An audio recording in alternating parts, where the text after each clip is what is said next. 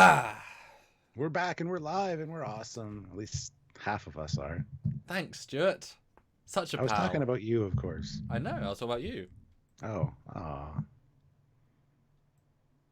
right. You know, it's funny. It feels like we've done like at least 2 hours or 3 hours of live today. Why is that, Stuart? Well, we filmed quite a few episodes Yeah. and also did a Trek Yards original Yeah. with the designer of an upcoming ship. So, So I've seen you for several hours today already. mhm.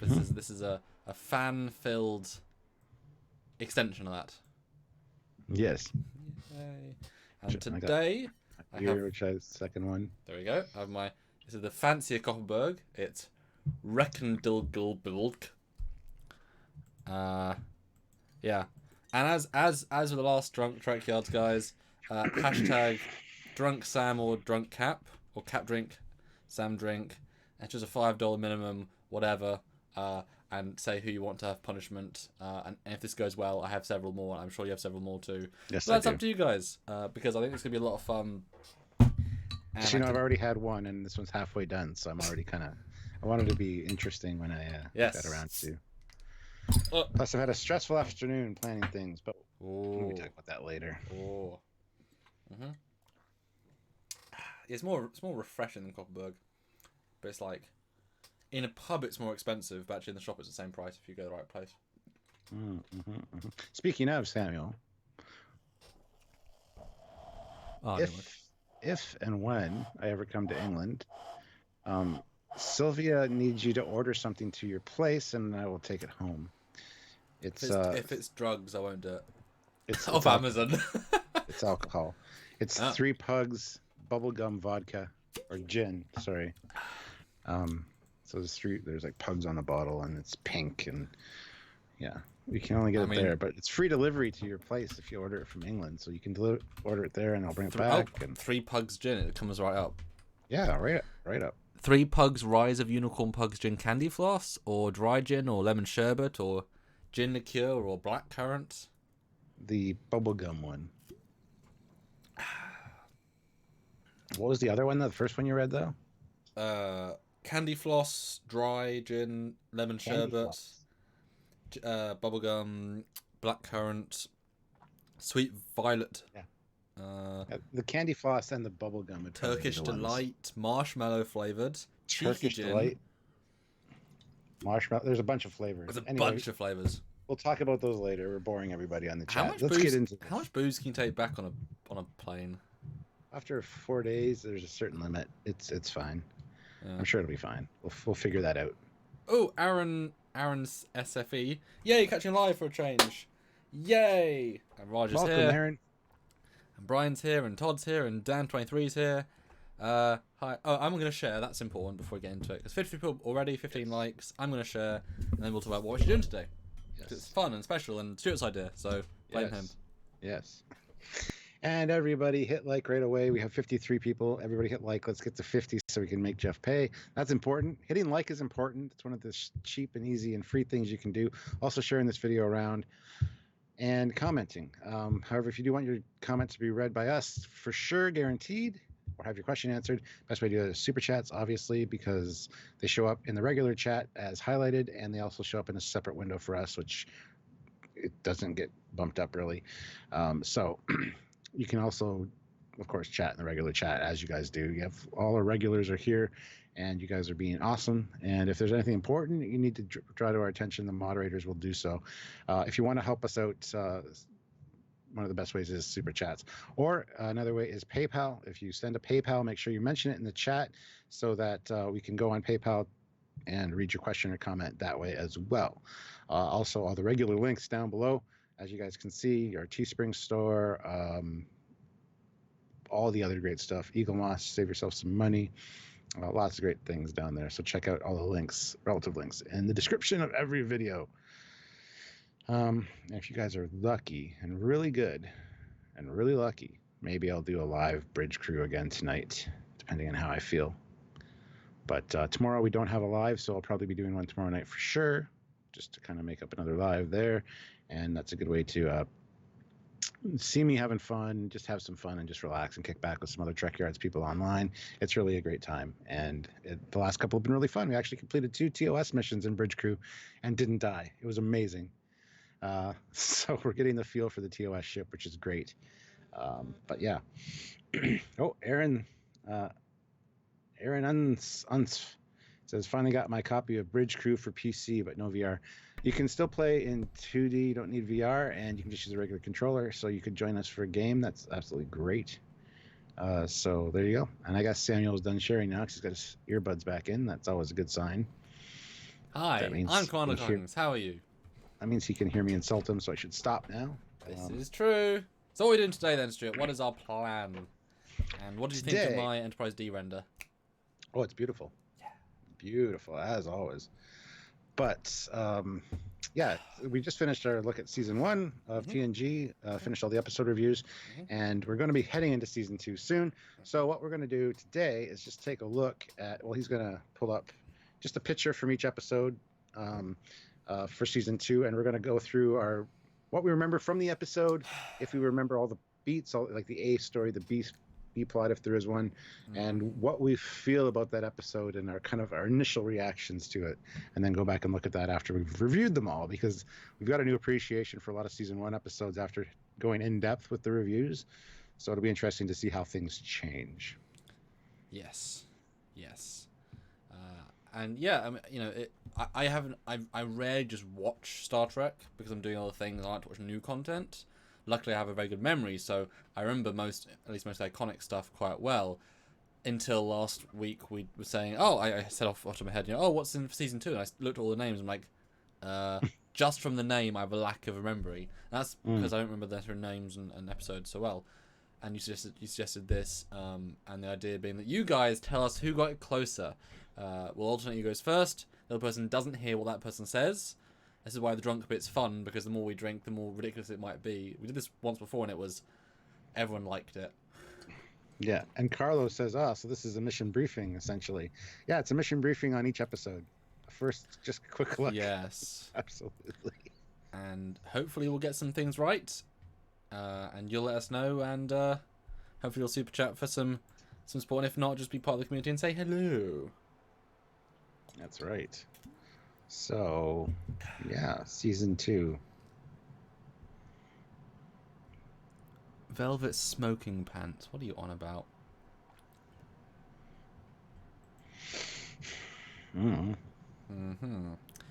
Right. Thumbnail to first round of Google. So, Season 2, Episode 1. This is what happens when you Google TNG Season 2, Episode 1.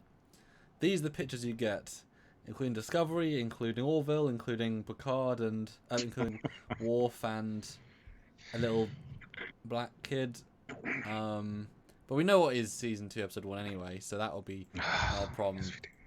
So I'll let you go first, Stuart, and let me know when you're done, and then let us know who gets closer. So, or should okay. I'll tell you the name. I'll tell you that. We know the name, but I'll just make sure that we know. Season 2, Episode 1 is the very famous The Child. Original air date November 21st, 1988. And go. So, The Child. What can I say about The Child? I hate this episode. It is one of the worst episodes of Star Trek, let alone TNG, that I've ever experienced. This little white thing penetrates the hull of the Enterprise and impregnates Deanna Troi. She has a baby that grows remarkably fast, and there's really bad acting, and she's whiny and complainy, and just it's an annoying goddamn episode, and I hate every aspect of it.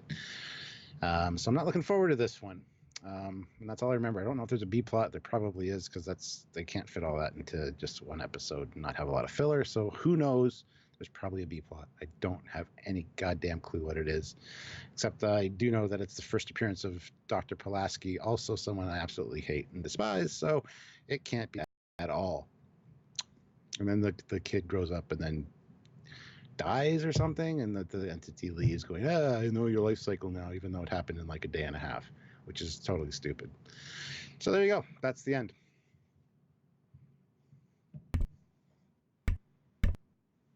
Yeah, okay.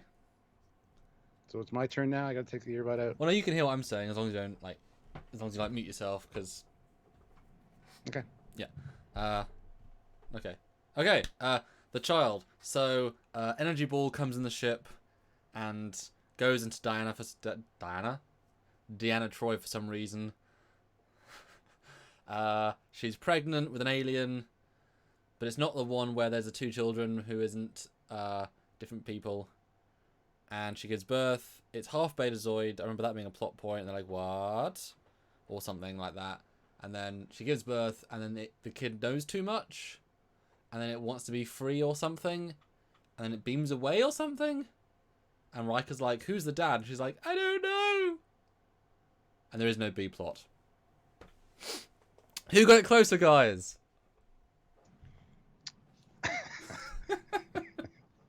Who's the dad? I don't know. There's been so many guys. We got a few super chats, so hold on. While they're deciding who got it better, let us know, please. Let us know. UE8472 puts in $5 with no hashtag. But the child is the only TNG episode my mom likes. LOL. Oh my dear God, I feel so bad for her. But there you go. There is a B plot apparently. I completely forgot about the B plot too. Good. I'm glad. Eugene puts in 1,000 rubles. Hi, Says, hi, hashtag hope you will survive this. Hashtag drink when you want to. Well, we didn't drink for the $5 one because nobody hashtagged Well, I did. I'll have two then. This is going to be funny. Oh, dear. So thank you, Eugene. And Cadmus67 puts in £26. Wow. Insane. Man. Thank you. Makes the whole life worthwhile, pretty much. Just from that. That's right. How much I need to lose? £26. At least. Just wanted to say thank you for season 1 reviews. Thoroughly enjoyed watching them and watching some episodes that I might not otherwise have gone back to. Well, yeah. I go back to them all. Sylvie and I routinely just rewatch a series. So I'll end up watching these again multiple times, even if I hate them, because you always find little nuggets that you like. And I think, was there a single episode in season 1 that was like, just don't watch it? Yeah. You know, they've all got something to offer. I think it was one that I said, yeah, but I think they've got something to offer. Code of honor, I guess. But the script, though, is okay. We're going to talk about that. Yes. In our live review of season 1. But let us know who did better. Then we can go to the next one. Yeah. We got another super chat. SP Freely puts in £5. Most appropriate conference meeting. Counselor Troy is pregnant. Whoop-de-doo. That's her business. Yes. So who got it better? Who got it better, guys? So Jill says you're both way off. B plot was about some sort of disease. Ooh, Jamal Taylor calling that one a tie. Okay, good. Like legit, guys, we want to know who you think won that. Although to be fair, if people have come in now, they won't have heard the fact that we talked about it. So that's fair enough. And Tan's just hashtag drink. Boo. I hate that you didn't hear mine because it was kind of funny. Well, I can go back and listen to it. That's kind of the... Okay. That's the fun bit. I'll have to. Okay, well, you know, I guess the one person that said Jamal says we were both tied. So there you go. Well done, Stuart. Jill 47 said Stuart won. Damn it. Okay. Fair enough. Well done, Stuart. Episode 2. Okay, I gotta take. Oh, hold on, not yet. So episode 2. What do we got? I'll start this one. Okay. The episode 2 is Where Silence Has Lease. Yes. Okay, so if you want to take your headphones out and I'll wave, you're done. Okay. Yep. Yeah.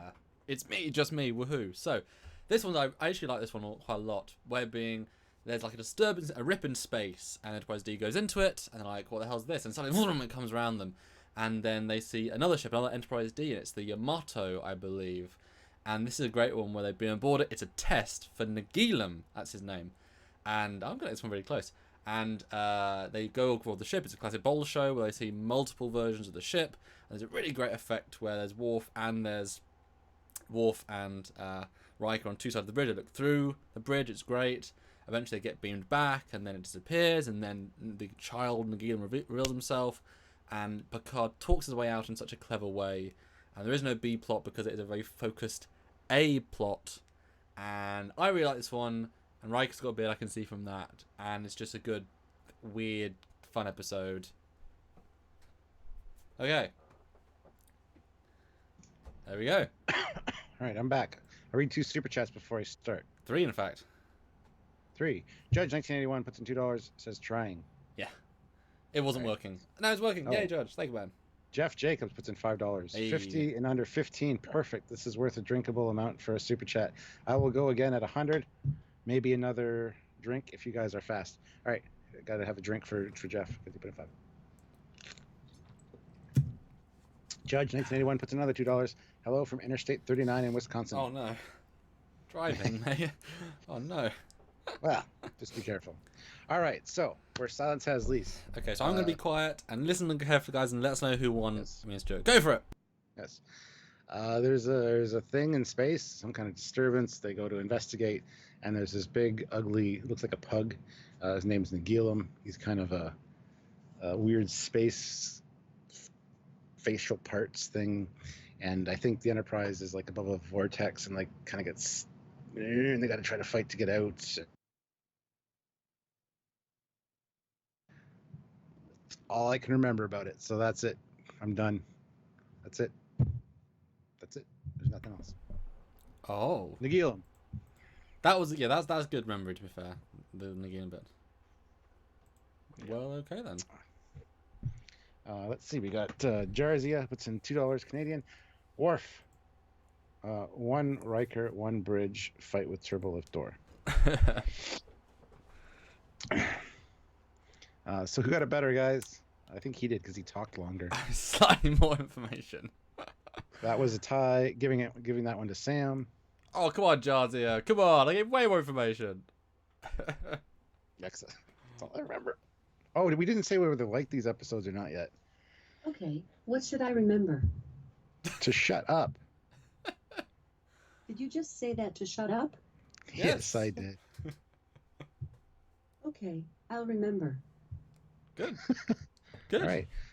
So just before we go too far, The Child absolutely hate. Not looking forward to watching it. And Where Silence Has Lease, I rather enjoyed. So I'm looking forward to rewatching that and maybe learning some stuff that I forgot. Yes, this one I remember this one quite especially. This one I liked quite a lot. Yeah, people are saying me. We're tied, you won shit. it. Hands down. But yeah, I'm looking forward to rewatching this one. Hopefully, Pulaski's not in it much, although she probably is. Thanks, Super Coops. Okay, this might be kind of quick if we're that quick, but hey, that's all good. Episode 3, Elementary Dear Doctor. Definitely a Pulaski episode. Christopher Mulrooney can't, but hey, and he says thanks for the season 1 reviews. It's been great to discuss them, the good and the bad.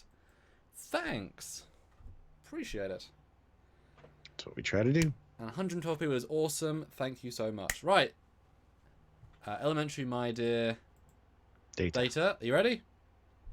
Well, it's Elementary Dear Data, not My Dear Data, but that's okay. Yes, I'm ready. And you can see the pictures on the... Yep. Okay, good. And apparently, Alara's in it. That's useful. Don't know why Alara's in it, but okay. I mean, hey, I'd totally take it. Anyway, and go!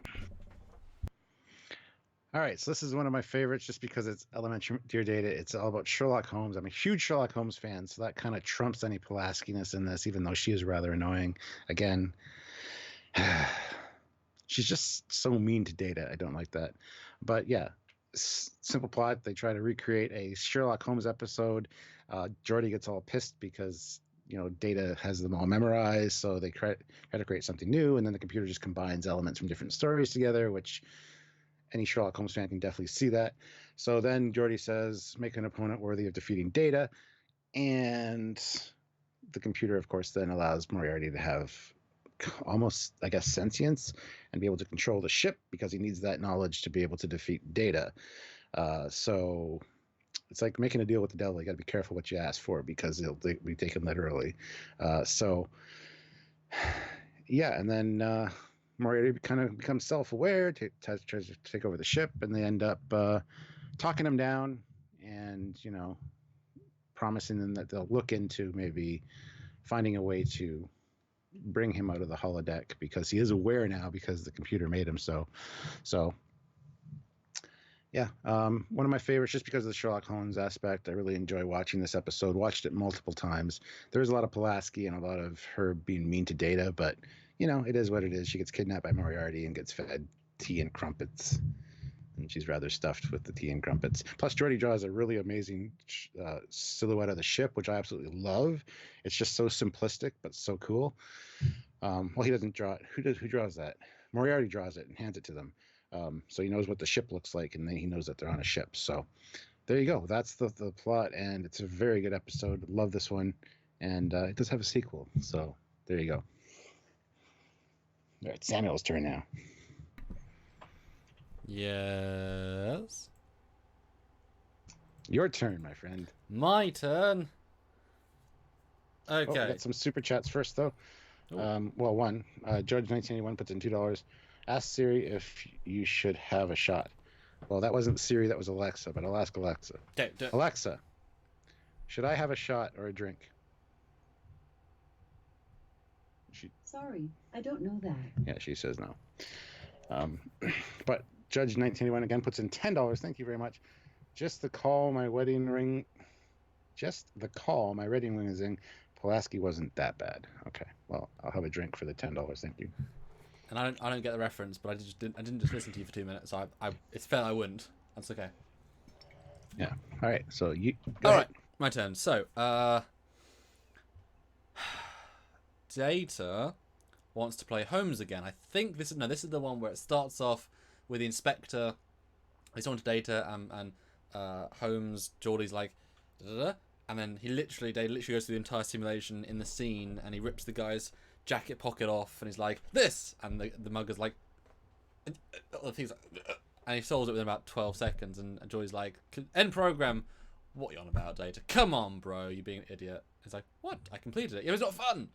And then they go somewhere else and talk something else, and Pulaski overhears them, and then or something, and Geordie says, I'll do a proper test of it all, and Pulaski's like, I want to see how this stupid android, this non-human person can deal with it, because he's not a person. Let's see how a computer deals with a computer. Quite insultingly. I think it also doesn't pronounce the name right or something. So, I like choosing to pronounce it wrongly, which is just being insulting. And they go to it again, and turns out that the computers want to defeat Data is to make something AI, which is probably a bit too far in terms of story. Would have been better if it had like connected to his neural net to do it, but whatever. The computer can create life. Then Moriarty learns about the Enterprise, and then takes control of the Enterprise, and takes Pulaski as a hostage, offers her crumpets. They have a lovely time. Pulaski has very little character after that point, she's just hanging out with him for a bit. Picard's brought in and talks to him for a bit, but they convince him at the end to go back into computer storage, basically, because that's not this one's that one, not the other one. And they say, that was close, I guess. It's not a big violent end. It's all good. Okay, who did it better? Yours was definitely longer there. Well, I just want to clear up something. Judge 1981 was referring to the fact that his wedding ring was lost, but he got a call that it's on its way back, so he's relieved about that. It's being mailed back to him, so that's good. And Dude, Dreamer out there put in $5 and says, I remember Pulaski being there, but I never minded her, only that she isn't Crusher. In fact, I appreciated her more since the actress was in TOS. She was in TOS twice. Once as a blind lady, once as an actual member of the Enterprise crew. But yeah, that's another thing. So who got it right? Who got it better? Stuart won the cap for sure. Stuart gets this one. And Dan23 says, do you have tea and crumpets? Well, I don't drink tea or coffee, and crumpets are nice for sure. Crumpets are nice, especially with jam or jelly or something. What would jelly be if jam is jam? Oh, you don't. What's your jam then? Because jelly is jam. What's your jam? What's jam? Jelly is like gelatin. It's a little bit thicker. Why'd you put jelly on? Gross. Because it's different. It's a jelly. Jelly's a dessert. No, it's not Jello. A crumpet is. It's like Jello. It's not Jello. It's different. It's got more of a consistency of Jello. Jam is just crushed up fruits and stuff, which are really good. Dream I out there. prefer jam personally. I prefer jam. Dream out there says a whole lot of things, but also he says Gates was written badly. It's why she left the show. I thought Crush was written brilliantly. She was. So She left the show because there was disagreement with her and the producers, and she basically got fired. yeah, everyone regrets it after, but Everybody hated Pulaski so much that they eventually brought her back. So, all right, so I win that one, I guess. But I got to say, this is one of my favorite episodes just because it involves Sherlock Holmes. I've watched it so many times, so it's one of the reasons that I trumped you on that one. But doom, I won. There's a lot of just dialogue stuff in it. Like, yeah, the second half is the same. Like, all I remember is like the same scene of just they're just trying to solve the problem. Like, there's nothing beyond that, from what I recall. There's no like plot twist. It's just like, and he knows about it. Cool. Mm-hmm. That for the next 25 minutes. So, do you enjoy this one though? Mm-hmm. Yeah, I mean, Pulaski's badly written, but only against robots, androids. But he's brilliantly written, from what I can remember. And Devo77 says biscuit or cookie. Well, there's two different things. Biscuits are like thin little cookies, like sugar cookies, or something you dip in your tea or whatever. A cookie is like a chocolate chip cookie or something more substantial, like an Oreo. That's a cookie. Yeah, I was about to say they are interchangeable, but yes. I mean, you can have thin cookies, but yeah, Oreo would be, I wouldn't call it a biscuit, it'd be more of a cookie. Yeah, we call them both too, but yeah, it's interchangeable, but you're all right. There's like thickness Yep. does, like, you know, a chocolate chip cookie is just a cookie, a chocolate chip biscuit. You know? Yeah. Yeah. I But yeah, had a drink for a dreamer out there. I didn't have a drink. Sorry. Yeah, Guys, definitely. don't forget. You need to hashtag Cap drink, Sam drink, or both drink. Yeah. It's gonna get more extreme as things go, and you do want that. But yeah, I do like this one for sure. I'm going to need another beer in a minute, so. I do not mind that. And someone said something that I wanted to read. Well, I can't help you with that. So super cool. You know, a crumpet.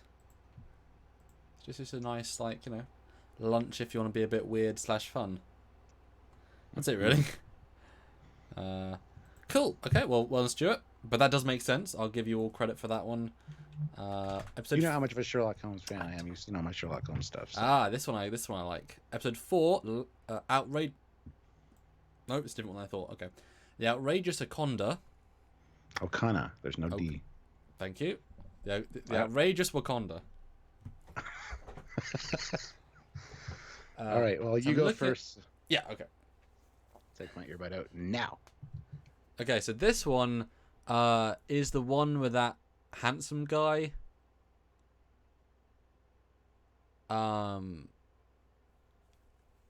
He's a smuggler. He's a smuggler or a merchant, and he gets captured or saved. Beams aboard the ship. Impresses everyone. I love the fact that Terry from Superman Lois of Clark is the transport chief, and he infatuates somebody, tries to escape, doesn't. Cause I remember the one with the prisoner that escapes. That I remember being very, very memorable. But this one, only him. He does like Data. Is that a thing? And then he, I guess, gets let go at the end. But not with his smuggled stuff?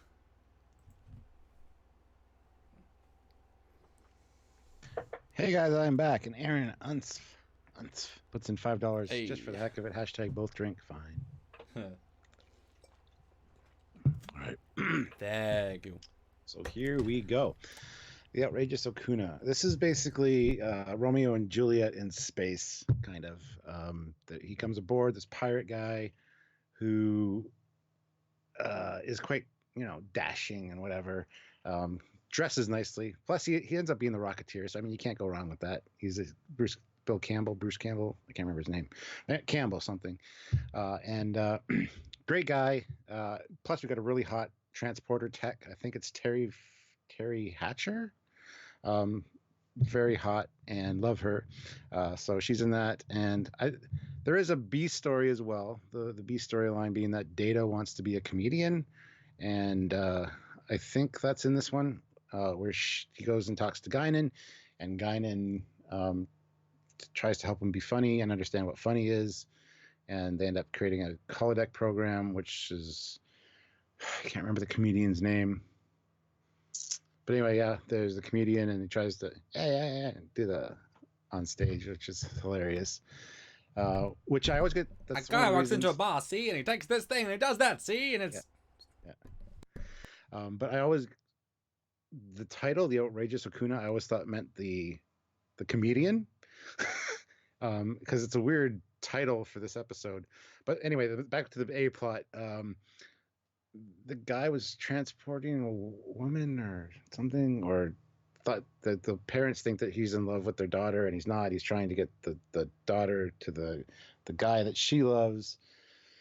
Like I said, it's Romeo and Juliet kind of plot going on, so it's not fantastic. But yeah, there's like feuding worlds, and the marriage of these two, they hate each other, and these two shouldn't be getting together, so they're going behind everybody's back, and as a result, this guy gets blamed for basically stealing the girl or whatever.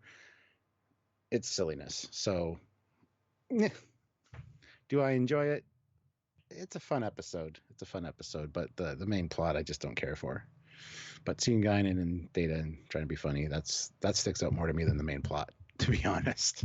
So yeah, that's my quick synopsis. sounds like the B plot's more memorable than the A plot. There was just no picture For of me. that.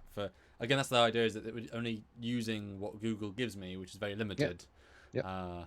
Hmm. Jarazia, though, puts in $5 Canadian, hashtag CapDrink, hashtag SamDrink, hashtag the whole damn Fleet drinks. Yeah. author point of view fiction character, fan fiction character. Oh dear. Yeah. Lizzie Smith puts in £4.99. Hi, Wow, Lizzie. the crumpet debate is raging tonight. Good evening, everyone. Hashtag both drink. And Lois was in Star Trek. Cool. Mm-hmm. Yeah, she's from Lois and Clark. Yeah. Damn good in that. Yeah, and he was really good in The Rocketeer. I love The Rocketeer, so kind of got a soft spot for the guy in this one. I love him. He's a very likable guy. Mhm. Even the character, he's kind of roguish, but I like him. So Yeah. there we go. Drink. Yeah, I thought this was the one with the escaped convict who was like a superhuman. As soon as I saw the guy in the costume, I was like, oh, I love that one. I remember all about that, but it wasn't that one. I was like, as soon as I saw his face, I'm like, oh, it's this dude. Well, I win. Yep. Stuart wins. Kat has this one. Okay, Stuart wins this round. Yeah, that one. Are you keeping a tally? Do you want me to keep a tally? Oh, that doesn't matter. I'm just gonna win, so it's fine. Whatever. I can. No, it's fine. So Dreamer out there puts in $5. Outrageous Okuna. There's a toss away line that Rocketeer was seen in 3 different female crew quarters. LOL. So Juliet's plural. Hashtag both drink. Well, he's not Romeo, and she's not Juliet. It's the boy from the other planet and her that are. Anyway, but yes, hashtag both drink. Don't remember any of that. Nope. I'm gonna need. Yeah, I'm going through mine quicker than I thought, which is good. That's what the point of these things are. Okay, episode 5, which is the Schizoid Man. Nope, Loud as a Whisper. Nope. Yeah, Loud as a Whisper. Okay. Yep, Loud as a Whisper is next. Yeah. Okay, so that's you first. Okay. Good luck. Yes. Thanks, babe. He had that in just long enough to hear that too. Loud as a Whisper. I absolutely hate this episode. I mean, it's good from a technical aspect. He's got this guy that's mute. He can't speak. He has these 3 people with him that are different aspects of his personality.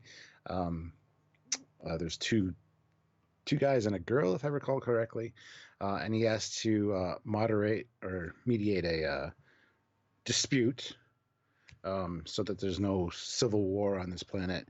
And his moderator, or his people, his entourage, get killed in a really cool death scene. They get phasered, and like their skin and their flesh and all that comes off, and you see their skeleton, and it's amazing. It's great effect. But then he's struggling with not being able to communicate, and Data learns sign language to be able to speak with him, and we find out that there's strength in him and all this, and Picard reassures him that it's him that's important. He doesn't need the people to speak. He helps, Data helps him with the mediations, if I recall correctly. And I guess he's left on the planet to work things out and hopefully doesn't die.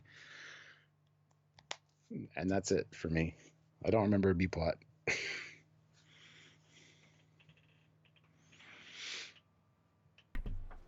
Hello.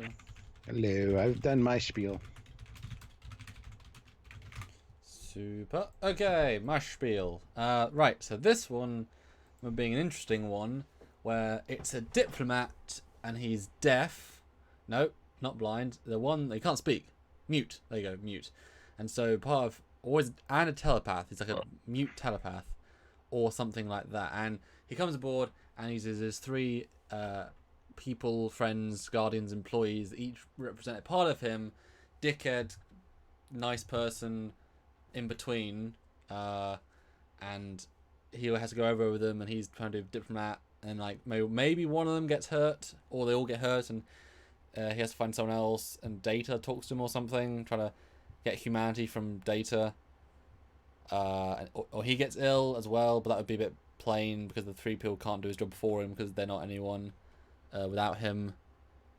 And at the end it does go well. Diplomacy goes well. Picard has to do Picard things. The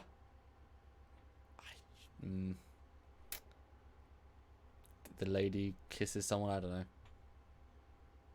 Someone dies. I don't know.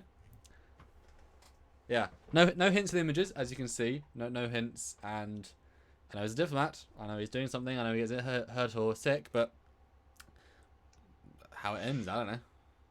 There you go. There you go. Who got it closer? Guys, let us know who won. But in the meantime, as I said, I don't really enjoy this episode. I find it kind of boring and drab. It's got a few interesting elements, especially special effects wise, which I talked about. And but yeah, not a fan of the main character. The actor actually is mute, so that's an interesting fact. So yeah, I think I like it enough, but I like. I don't remember. Stuart. Oh, sorry. Cap 1, Cap. I mean, I've the whole part-wise was fun to me is I don't remember them because, like, especially the less memorable seasons. Yeah, I don't remember a B plot in this one, but I'm sure there is. But I have no idea. Which is good though. I'm glad the mechanical nature of looking at the pictures gives us enough of a hint, but it's not giving us really like real hints, is it? Okay, I want to give that one to Sam just for the description of Riva's chorus, but Stuart was closer. Haha. That's right. I forgot his name was Riva, and that was called the chorus. Yes. Well, thank you, almost, Jamal. Razor22 Gaming puts in $5 and says hashtag SamDrink in capitals. Ooh. And Raj puts in $1 or £1.99 hashtag CapDrinks, then Commander outranks you. Okay, when you're describing the next one, I'm going to run up and grab another beer. Okay. And Eugene says, Sam started much better, but completely botched at the end, therefore Stuart. Well, I don't remember anything past the middle. Like, I'm assuming they win. I don't either. I don't remember the ending. They negotiate the situation. Well, they leave him on the planet to, like, not die, hopefully, because of the civil war that's going to break out, and he's, I don't know. If you say so. Joseph Petrick puts in €2. Drink water, avoid hangover, show love for Pulaski. Hashtag will not show love for Pulaski. Cannot stand the woman.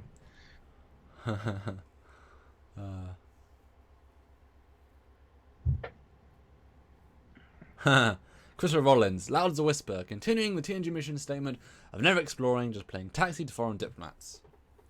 Yeah. I like that. Fun. Okay. On to episode 6. It's funny, we just... Oh, okay, Stargate. Okay, right, so if you want to pop up and get booze, I'll do this one. The episode is The Shitzoid Man. The Shitzoid. Okay. Shizoid, I don't know. Alright, cool. That's what it says. Okay, bye. I think it's Schizoid, but... Fair enough. Alright, I'll see you in a minute. Okay. Luckily, there's a picture of the dude in the chamber. So this one, they go to a planet, go to a colony, and there is a scientist on there. He meets Data. He likes Data's look and advancedness.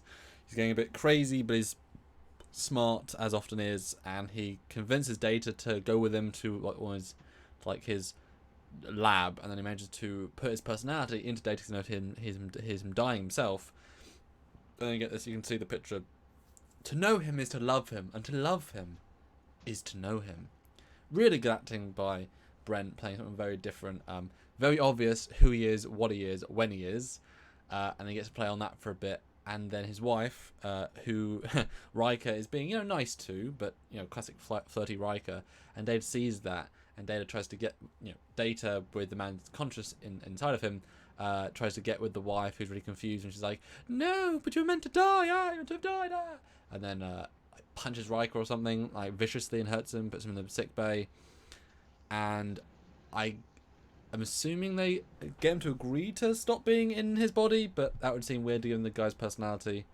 But it all ends up fine, luckily, and the guy dies, and Data's fine, and I feel like he's taught him something. We think he's taught him something. When he's taking over the body, they say, "Oh, I thought of him like a father, and I learned so much. He's acting all human." I think he learned something by the end of it as well. So there you go. Oh, are you? Yeah, Are you done? I am done. Oh, okay. There you go. Sorry, I didn't hit mute before I left. My bad. Oh, it's fine. You left, so it's fine. All right. My turn. This is Dr. Ira, but not Stephen Bear. Ira, I forget his name. Anyway, to know him is to love him is to know him. Something about Data is being Data's grandfather. And I think there's a girl, a younger girl he's been working with, that he loved her, and then he dies. That's right, he dies, and then he inhabits Data's body, and it's pretty freaking obvious. They should have caught on to it much goddamn sooner than they did, but he gets really creepy with the girl, and then they get him out of Data, and it's the end. I don't remember a B plot. Yeah. So who got closer, guys? Do you like this one, Stuart? Do you remember this one? I do like this one, yes. I just find it frustrating how stupid everyone on the ship is, because it's quite clear that Data is not Data. Yeah. Oh, well, maybe he's affected by the death. Yeah, because that makes a lot of sense, because he acted that way when Tasha died, don't you know? Like, really? For Christ's sakes. Oh, that's the problem with any of these things. Sanity and common sense often has to take a back seat just simply because they need plot. So Jarzia says it's a tie. Dreamwriter says Sam won. Razor 22 says Sam wins. Virus Victus says the drunk one got was closer. Lizzie Smith says Sam. Stormhawk says Foley. So I think you clinched this one. Sam, but only just yes. Sam. So yeah, you got this one. So mark that one down for yourself. Yeah. Yeah. As I was saying it, I suddenly realized I knew quite a lot about it. Yeah, me too. I thought, to know him is to love him, is to know him. And it's like, oh shit, yeah, he died. And then I was at the funeral, and then it clicked for me that he infested Data's body, and then there's just, yeah. Thanks, guys. Another beer. Thanks, Jamal. That's so judgy if I win or not. No, I'm kidding. Supercoop says this is a draw, guys. SP Freely says Foley. Oh, it might be a tie. No, just kidding. You can have it. Yay. Episode 7, the Pulaski episode, Unnatural Selection. And you can go first, so I'll back and talk to the chat. So good luck. Okay.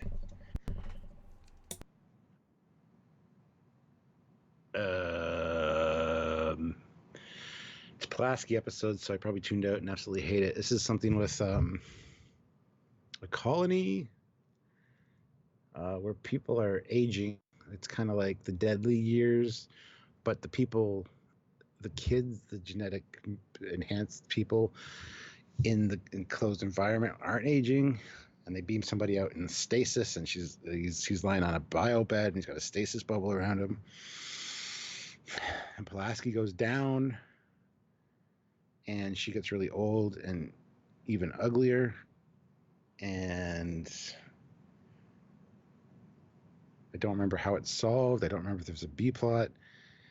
I just remember hating it because it's a Pulaski episode, so I really didn't pay that much attention. But all I remember is some kind of colony, and the kids and the bio bed thing with the bubble, stasis bubble over the guy was really creepy and weird because he's like under there and it's like, how the hell is he breathing? You know, and it looks really weird. So that's all I remember this one.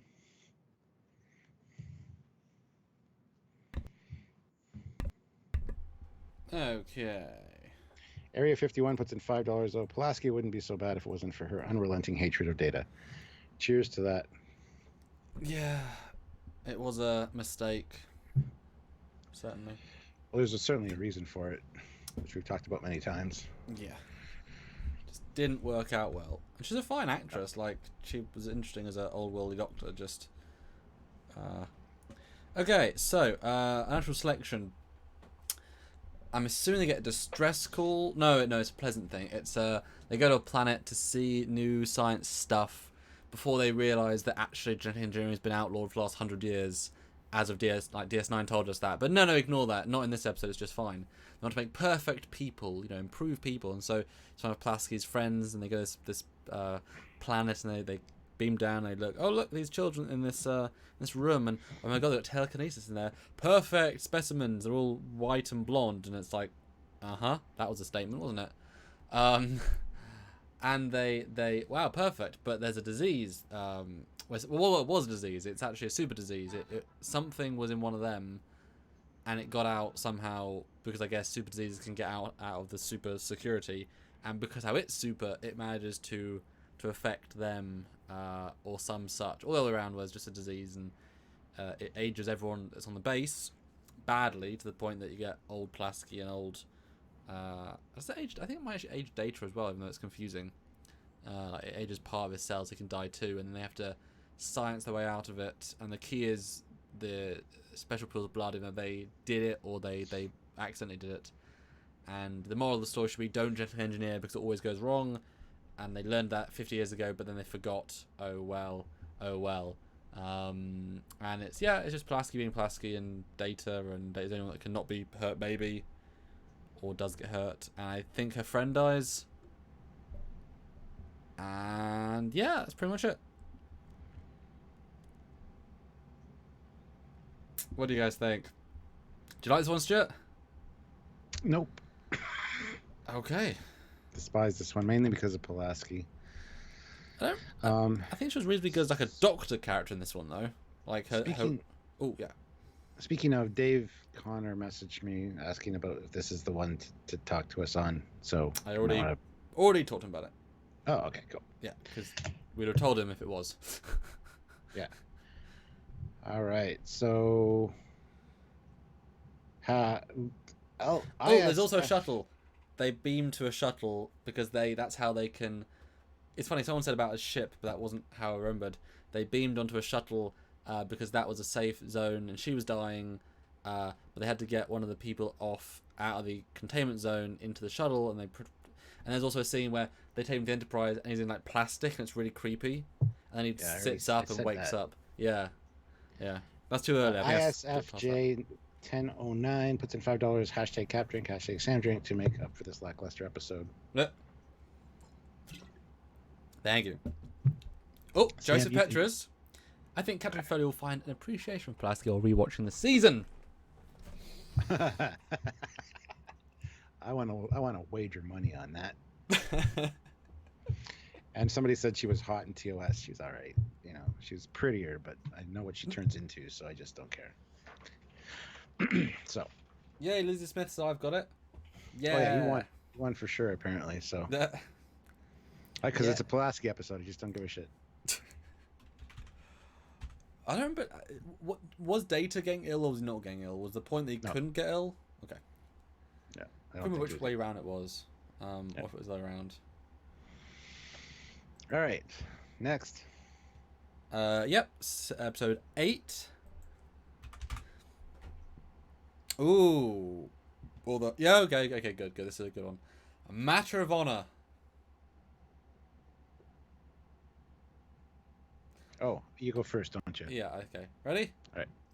Da da da da. It's Klingon. Personality exchange. This one's great. This one's really, really great. Every part of it is good. You've got the blue guy who's not the same blue guy. He's a second one in Starfleet, I guess. Matlock, something like that, and he's great. Another breathing apparatus. He's friends with Morlock, something like that, and he. Oh, I'm skipping ahead. Okay, Bird of Prey. Great captain, great uniform, using Chang's dangly ribbon thing, bollard thing. Riker's on the ship. You get this really great tall actor who he becomes friends with. He's like Garth. First scene, he's with Plasky and all the other people in the room. They're eating all the Klingon delicacy, and it's a really good looking meal as what it is. And Plasky's like, "You gonna eat that?" And he's like, and then he goes to the ship, and he has to act like first in command. And they don't give because Worf's brother is in a different episode, so it's just one dude beaming over here. It's just Worf, Riker on their ship. And the Bird of Prey is great. You get to see a lot of it. You get to see the Klingonness. The captain goes way overboard. The Klingon captain, assuming that Riker's going to choose them, is really ridiculous, and Riker does to some extent. And he even helps them get close and almost attacks them, and then challenges them to try and get command, even though that's ridiculous. And there's a parasite on the Bird of Prey's wing. I think it's the wing. It's a great close-up of a miniature being like destroyed. It's a spaceborne parasite. And Maltok, whatever his name is, he sees it, but he doesn't report it for ages because he doesn't know if they want to actually damage the Klingon ship or not, because they're sort of not friends, but they sort of are. And at the end, he does find a way of defeating it, and Wesley's all surprised, and the Klingon captain, because he's still very Klingon, thinks the Enterprise put the organism on the ship, and so they go after the Enterprise. That's why that thing happens, and I think Riker punches him at the end to take command, and then Riker literally hails them and is like, "This is Commander Riker of the Klingon Warbird Akbach," and it's all like aggressive and it's just silly, but it's good. I really like this one. And Riker almost goes to bed with two Klingon ladies, but they're a bit too much for him. Yeah. All right. So, matter of honor. Even though the Klingons and the Federation are at peace, there's still tensions and a lot, not a lot known about each side. Each side doesn't know what the other is going. So they have this officer exchange program. Riker gets selected to go over to a Klingon Bird of Prey. Meanwhile, we got, I think it's a Benzite, who's not Mordock, even though I think Wesley calls him Mordock and says y'all look alike. He's racist. And so he's scanning a spot on the Bird of Prey, some kind of weird thing, and he's scanning it at the science station. And anyway, Riker beams over and has to basically kick the shit out of somebody to, gain his respect as a commander. And then he's sitting at the table, and they get the gawk and it's live food, and it's like, ugh. And they're making fun of Riker, like, "Oh, do you want one of our women to chew it for you like a baby, like you were a baby?" And the one girl's like all like turned on by Riker, and so he's having troubles on the ship there. Then they get this virus or whatever is on the hull of the ship, corroding through the hull, and they blame the Enterprise because there was a beam focused at that area when they were rendezvousing. And Riker's like, "That's stupid. Why would they want to destroy the ship with me on board? That's just dumb." And the guy's like, "I don't care. I'm going to take it out on the Enterprise." And he goes on this vendetta against the Enterprise.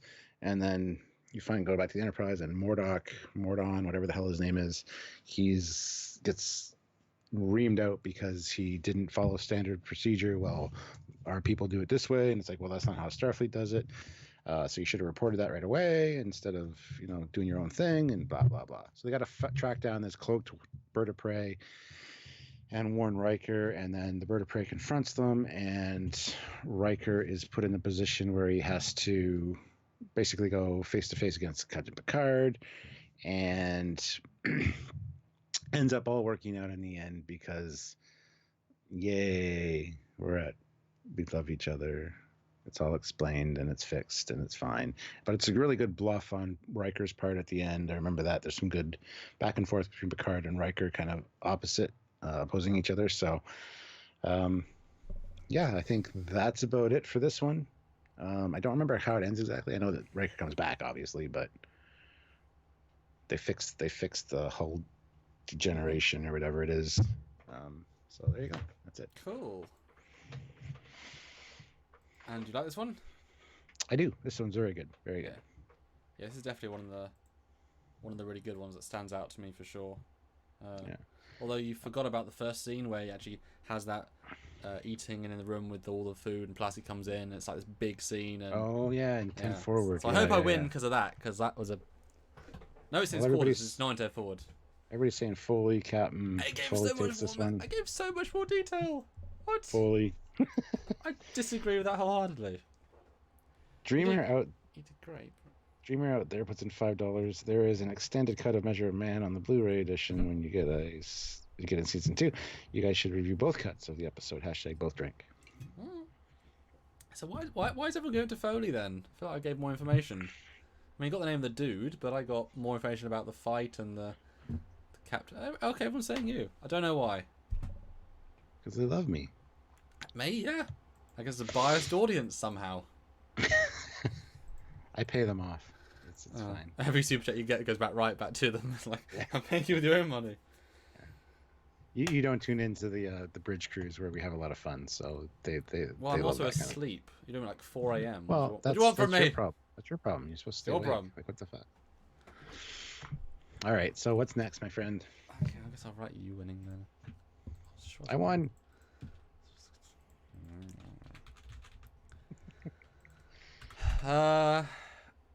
Well, Measure of a Man, I mean. Oh. All right. It's you first, okay. It's me first, yep. All right, so Measure of a Man, one of the best episodes of Star Trek, probably in just hearing the name of the episode, you know it's amazing. Basically, Starfleet wants to take Data and do experiments on him, disassemble him, try to build more androids like him. And Picard objects, as does Data, of course.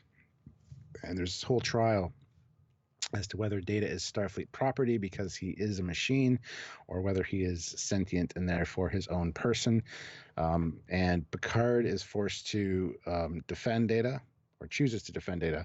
Riker is put in a position where he has to be the bad guy, the prosecutor, whatever, and try to prove, can't remember the guy's name.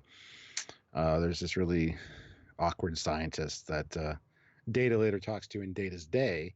He sends him reports and stuff, and at the end of this episode, they're kind of on good terms. But so there's the whole trial. They take off Data's arm to show that he is a machine. They turn him off, or Riker turns him off. Sounds really wrong with Riker turning him off, but better than turning him on, I guess. But it turns out that yes, he actually it's found that, and the lady judge is, I believe, an old flame of Picard's. She rules obviously in Data's favor, and then Data and the guy that's kind of been the bad guy this whole time, this quirky scientist guy, make a deal that Data will, continue to help him with his research from his station on board the Enterprise if he can. He looks forward to him making good advancements in positronics like Dr. Soon did, but without being able to disassemble and dissect Data, essentially. So it's a great ending. They get along, and then in Data's day, which is one of the later episodes of one of the later seasons, which is an excellent episode in its own right, Data actually is sending reports or like logs or personal files to this guy describing his days and things like that to help him with his research. So there you go. That is it. I don't remember if there's got to be a B plot on that one, but I can't remember what it is. So there you go.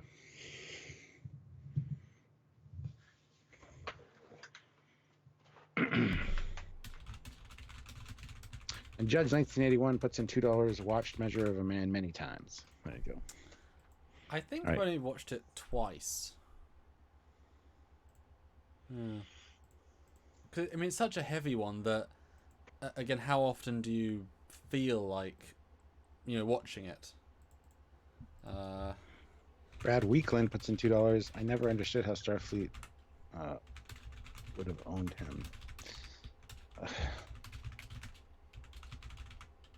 All right, your turn. My turn. Measure Man, pretty classic. I feel like everyone everyone likes it. That's fair. That's fair.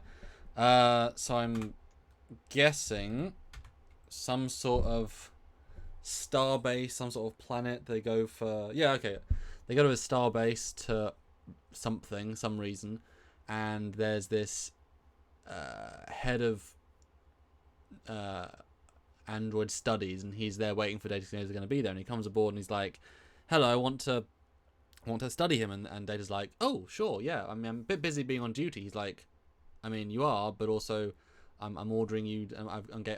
Here's a piece of paper that says you have to come back to me." And he's like, "I don't want to be tested." And he's like, "Yeah, not just tested, but I'm going to assemble you because we can learn so much." And Data's like, "I don't want this." And the guy's like, "It doesn't matter what you want. I've got orders, and you're not a person. You're an android. So I'm gonna study androids. So if I tell you to go with me, you will."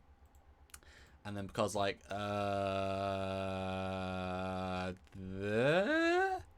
so Data's like, "I don't think this is right." And Picard orders a hearing and gets an admiral that hates him, who's a bit of a bitch herself. And this whole hearing about is he alive, about sentience, about all the different rules, and they make Riker be the anti-party for some strange reason. You would think, I guess, bias on the good side is good for bad, bias on the bad side because he knows him. But it's weird to see him do devil's advocate because he uses the off switch and proves that he's an inanimate object. You can't turn a person off just by, I guess you can by punching them, but that's a little bit. You turn me off all the time. I do try. I just flip that switch. I just flip it. One switch goes on, one switch goes off. There you go, perfect. And so Riker's doing that, but then they also say about how he has independence, that he chose to be in Starfleet, and how can you justify these chain of events that got him here and all that stuff. But the argument's relatively good he's not alive because all the technicalities, and you can argue that the sentient stuff is again programmed because if it's smart enough, it can conceive of being alive, and if it isn't. And at the end, the judge reluctantly says yes, he is alive, and the robotics guy is unhappy, but at the end he's like, "No hard feelings, I just wanted to study you and do good things." And Data, I think, is the better man. He says, "Oh, I understand, but be careful next time because I might not be as nice as the next sentient life that you think isn't sentient." La la la, and you get a little morale tale of like, at least be nice to people. And it's like, that was a weird episode. Got more. People are saying Sam's doing better. Yeah, Sam's winning. I disagree. I can go into more detail if you guys want. I just want to make it 5 hours of every line in the episode. I just went into generalities, but that's okay. Well, okay. I actually tied it to another episode, but you guys don't seem to care. I appreciate that because I thought I won last time, so I appreciate that. Who won? And we got Justin Hampton who put in $5. #TrekYards. Have you seen the Real Attorney do a review of Measure Man on YouTube? It was interesting. Yes, I watch his channel all the time. He is an awesome YouTuber and a great lawyer. And if I ever have an issue, I want him to represent me because he's cool. I'm gonna need a drink for that. And Dreamer out there says a 20-year-old VHS screener without finished effects was borrowed from the episode writers so that the extended cut could be assembled for Blu-ray. Sweet. I think it's Sam. Foley was consistently good. I honestly think the Cap did better. I think Cap won this. Foley, Sam took a little bit to get into detail. Foley, a tie. I think it's a split vote. I'd consider that one a tie. That's fair. We'll cheers to that. Yeah, you got. I could have done the whole. I just do generalities usually, but anyway. Sam got stuff wrong. Of course, I barely remember anything. Plus, I tied it into Data's day because he's sending basically his personal log to the guy that was the bad guy in this one, the weird scientist guy. So I tied it to another episode. Okay. Jeffrey says, "Why is Sam's background blurred? Copyright reasons or what? Because it helps the bandwidth." Well, no. If I do that, it won't go green because it was going green for a minute. It was fine. He's having issues with his camera. When he blurs out the background, it tends to make it stop. So, like, I'd rather not. That's why the background exists. But you don't want to see it go flash green every 13 seconds. But it's super infrequent. So if it starts going, I just turn up. See, there you go. I mean, I'll let it be this for a bit if you want. You guys. It's glitching on my end. It's not turning green for me on Skype. But yeah. But obviously, if I see it, then you guys see it. So there you go. That's why. It's not the cable because we fixed the cable, but oh well. But I've never seen the extended director's cut or the long one. I'd be interested to see it. Well, I don't know if it's worth just seeing one and not the other. Because I would want to watch the whole thing again because that's a lot of the same thing. But you gotta watch it again for the whole pace. So what's better, Stuart? Blurry background or green flashing? Blurry background. Yep, it's an expensive webcam, guys. So it's kind of like a, you know, it works sometimes. We did 3.5 hours of filming today, and it didn't break once. So it was, yeah, unideal. Unideal. All right. So next up, episode Yes. 10. Yes. The Dolphin. Oh yeah, we did tie one other one. Which one did we tie? Was it the first one we tied? I think so. Yeah. Yeah, 'cause we tied one other one. Episode 10. Yeah, the Daffin. All right, and you go first this time, I think. Yeah, me go first, and I have to pee. So, yeah. Right. Okay. So this one is Wesley's story. They are funneling an alien, well, two aliens. They're funneling a lady and her minder, a guardian, caretaker, babysitter, to get married at another planet. And they're going in. She seems young and innocent and doesn't want to get married. And Wesley takes liking to her. She's like, oh, she's so pretty. And as they go through the journey, a bad dude a bad alien wants to kill them or harvest them because they're a shapeshifter. And they almost do, and she has to shift into other things to prove to Wesley who she is, but he still wants to help her and such. I think the caretaker lady dies, but it all ends okay because Wesley helps her defeat the baddie. And it's really simple, and it's a Wesley story, and I think Wesley talks like Worf about relationships, and he's very Klingon about it, and Data, and he's very Data about it. Not very complicated as far as I remember. But Germany, Joseph Patrick, it's just very Wesley episode. Yeah.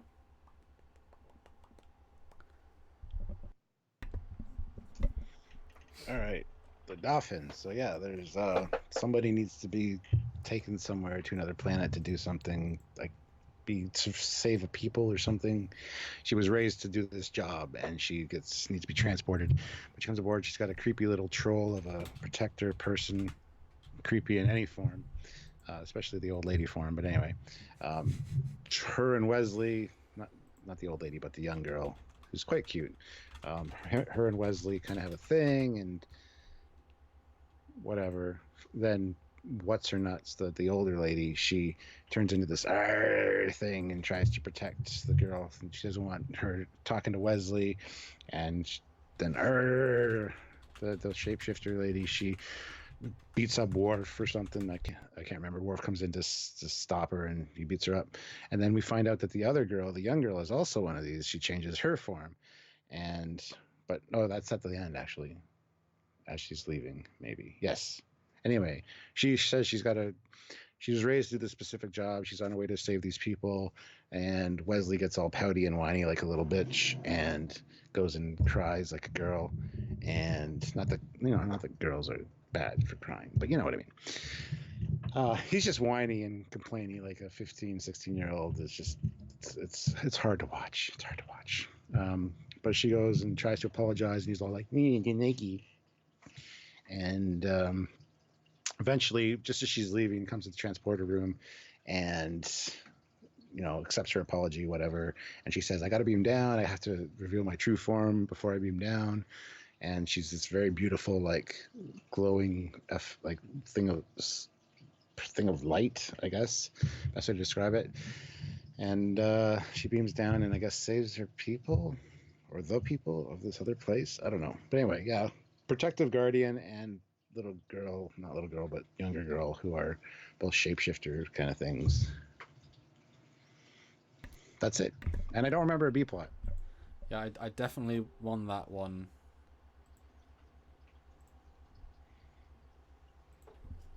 Well, we'll see what they say. Devin Larson, $5, hashtag cat drink. If you had to kill off Riker, what would you perceive as the best scenario to do so? I'd have him as he's talking to someone on a communicator, because every time he does, no matter where he is, he's looking up. Whether he's on the planet, on the bridge, talking to the people on the planet, no matter what, he's looking up.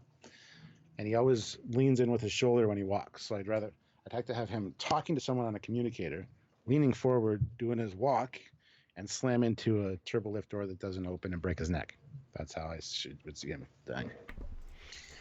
Shall I answer that too? Sure, yeah, please. How would I want Riker to die if I had to kill him? He finally accepted command, and then he gets aboard a ship, and the ship goes to do a sightseeing. It blows up. Like there you go. He got his way. And it blows up, but he saves the entire crew. It's like the Enterprise B, but worse. It's like first day on the job as captain, and the luck arrives on Tuesday, but ship went out on Monday. Everything else was there, but luck was not. I'm just gonna go to Lou.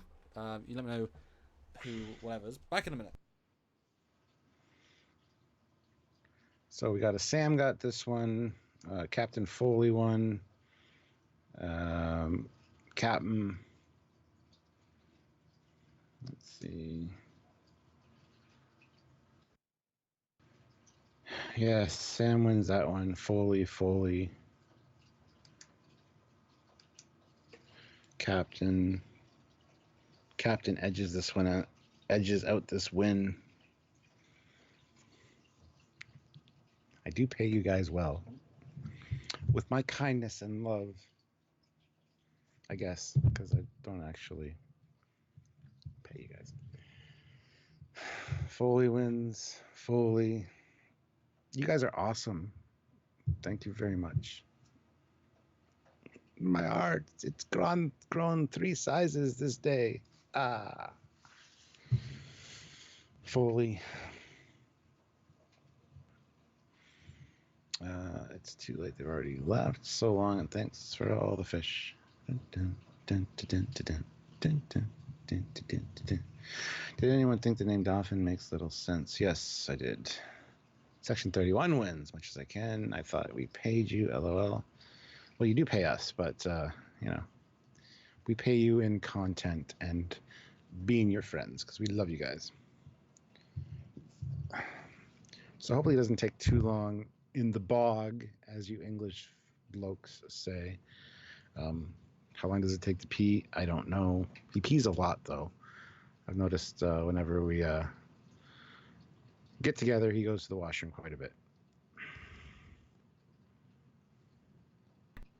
Hello. I think I totally won that one. Go back and read the comments. Oh yeah, I was gonna say you should win anyway. Oh, okay. Foley, what are you drinking? I am drinking, again, Sleeman's. Sleeman's Original Ale. Just a beer. The really cool, fancy bottle. Sleeman's Brewery. Oh. Ooh, episode 11. And I guess you're going first for this one. This is... Contagion. Go!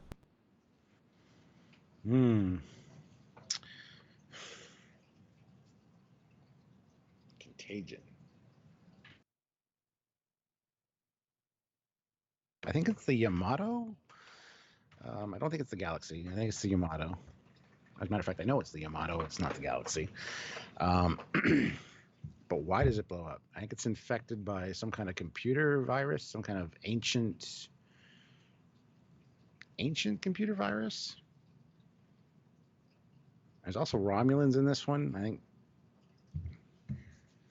I don't remember.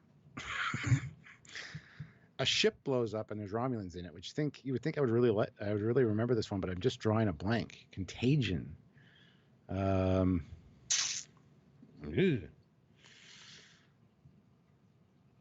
Is Romulans? The Yamato blows up. Some kind of computer virus thing that infects the Enterprise, and the Enterprise almost gets destroyed. I remember that. That's all I got. That's all I got for this one. I can't remember a B plot. Samuel's turn. Hello. Hi. Jarzia, though, throws in $5 Canadian. Riker is sentenced to death for sleeping with an alien princess and decided to die the way he lived by doing the Riker maneuver on the electric chair. That's amazing, Jarzia. I love that. Cheers to that. So I really like this one for a number of different reasons. For some reason, just clicks to me. I think you got this one. Just putting that out there right now. Iconian Gateway. Yep, you already won. Good. So they get a distress call from another Galaxy class fresh off the block, and they meet it halfway between here and the place it was, and they're saying, the systems are failing, and the warp field containment goes kablooey, because a few days earlier, or a day earlier, they were at this unknown ancient planet with ruins, and this sphere thing came up from a stationary launch pad and electrified them, put a virus in. The virus actively just destroyed them. Oh my goodness. And there's this great, half the episode they're saying, but is Enterprise D faulty? I mean, is that the problem? I mean, it's only been out in space a year and a half. I mean, we've already lost this ship and this ship. Are we next? They have this whole great conversation of testing the ship, and it's like, no, the ship's fine, and Joy's chief engineer now, and he takes pride, and he's like, it's fine. So they go back to the Iconian planet to try and see what's going on. I think it's actually Iconia. I think they're already saying you won, so yay. Yeah. And then they don't recognize the architecture because the architecture is too old. They go into the planet. Well, I'm not done yet. And instantly, Data can see the writings that's Iconian, and Picard's like, he knows exactly what they are. But the sphere thing already went into orbit while they were there. Oh, and there's a Romulan Pterodactyl because reasons. Don't remember why they were there specifically. And then they've now got a ticking clock because both are infected with the virus, but Picard's on the planet, and that's fine. And then Data's able to use the tech sort of, because he can sort of understand it. It's a cool triangle pattern. It's derivative of a different language, so he can kind of understand it. I'm trying to go quick here. And then he does work out a way of stopping it. But it involves... No. Geordi works out to restart to do a classic turn off again thing for Enterprise D. Doesn't hit the Romulan ship though, and then they work out a way of not stopping the virus because they've already done that, but destroying the next virus because it might win the next time, and so they stop the doors from opening at the launch facility so it doesn't blow it up in the sense of explosion, but it tries to get out, boom, blows up. But just before that happens, they use Iconian Gateway, which is an amazing thing. Which shows the City Hall of Toronto, by the way, on the Iconian Gate. But Nice. Matt Pearson says Sam had a cheat sheet in the shitter. I really I tend to agree. Holy I shit. really didn't. I really like this one. You've already won this one. I know. And they talk about the agents of that come out the shadows, and they made a whole empire because they could just gateway. And then they see the Romulan Pterodactyl, and they send Worf through first, and then Data through, and they tell them to restart the restart the ship, and then Picard goes through as it blows up, which is kind of cool. And then they because they save the ship, the Romulan female captain, who's quite a known actress, I think she's in the second one, but has a different role. She says, "Yeah, that's fine, won't blow you up," and then they all go away, and it's cool. Guys, clearly he won, but do you prefer my generalities or the actual goddamn entire script? Because especially after you've won, I mean, Well, I want to show I know it. What did you say then? that a Galaxy class model blew up an ancient virus for some reason, a cloaked ship, and that's all I fucking remember. Okay. Devin Larson puts in $5. Hashtag Captain Rank. We did that one already. Jarzia puts in $5. Riker since did that one already. ISFJ 1009 $5. Okay. Hat Samuel. I think he just watched this episode last night. Yeah, it's a little bit too detailed for my liking. Okay, how recently have you guys seen this episode? It seems like Sam's seen it very recently. 2 years ago. I saw it as research for a fan film, which kind of gives it a little bit away, but for one of those, and I rewatched it for that. But I just enjoy this one. It's got good mystery, it's got good sci-fi. I love the idea of the Iconians a lot as a concept. I just like it a lot.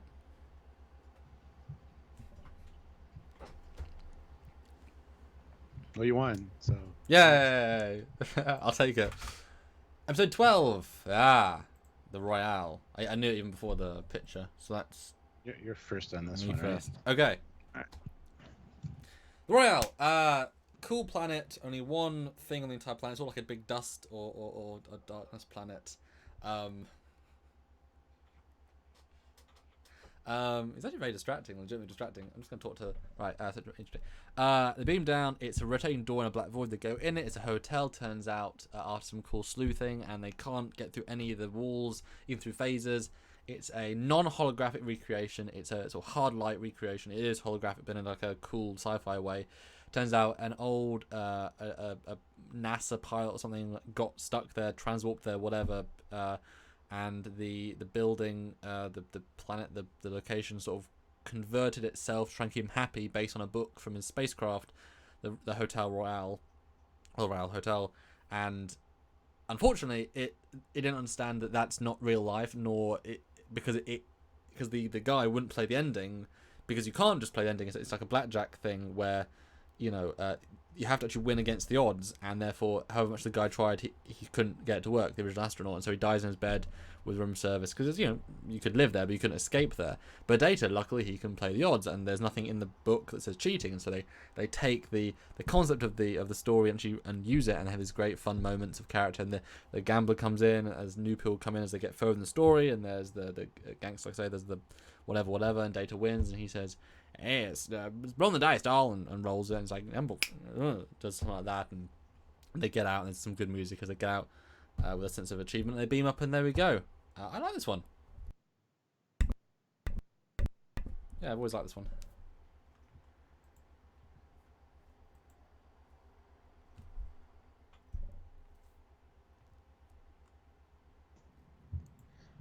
All right. So they find an ancient piece of a ship with the American flag on it, and it's got a certain number of stars. Can't remember how many, but they find out it's a NASA ship. And then they, and then there's a planet with an anomaly. So they beam down, of course, because why wouldn't you? And it's all black. You got a revolving door. They go in, and it's this casino. It's the Royale. Brian says, just let you have it. So there you go. You win. Okay. No. So they're in the Royale, and it's really weird dialogue, weird characters, bad. And they try getting out a few times. They can't. And it turns out that in one of the upper rooms, there is an astronaut who was a survivor of this NASA probe that was crashed or got damaged, whatever. These aliens took care of him, but all he had on board was a book called The Royale, a really badly written fiction. And so they thought that was a template for how, you know, he should be taken care of and treated. So they built this Royale, and it's basically like Groundhog Day. You have to relive the same shit over and over again. And the guy dies. He writes a diary talking about his frustration with everything. I mean, I would have so much fun in that place. I would just walk around naked half the time, you know. I'd just try everything with these people. I'd try murdering people. I'd try, you know. Anyway, so yeah, they finally figure out that in order for them to get back to the ship, they need to end this simulation, the holodeck episode. Essentially, they need to let the program finish. So they read everything about or Picard reads everything about the Royale, reads the novel, and turns out Data needs to be one of the high rollers that comes in out of the blue and win the casino, essentially. Like, so he like crushes the dice to make them, you know, give them so they roll in his favor. Does that? Well, actually, they're imbalanced because it's casino dice. They're made to not roll properly. So he fixes that, and they basically end the story, and there's a whole subplot about this one of the guys that works there. He loves his girl, whatever, and he's got to kill this other guy, and blah blah blah. Just bad fiction. So anyway, they end the simulation, and they beam back up the ship. Yay! That's the end. Yeah, I'd give that to you because remember the probe at the start? I forgot the probe. Yeah. Good details. Captain for the win. Okay, changing my mind. Foley wins. Cap wins at last second. Whoa, really? Thank you guys. Yeah, Appreciate you just had a bit more. I mean, I was more energized about it, so I had the vibe better because I like the episode. I think it's fun. And you were like, we got a tie. We got one tie. No, I'd give that to you just. Okay. Fair enough. Episode 13. Ooh. Which is Times Squared. That's you first. Yes. So wait for the pictures. Go!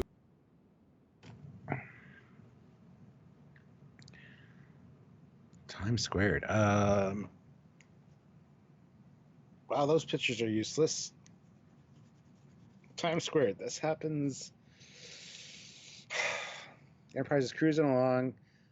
they get a incoming ship or something. It turns out to be a shuttlecraft with Picard on board, but he's like comatose. Comatose. They put him in sick bay.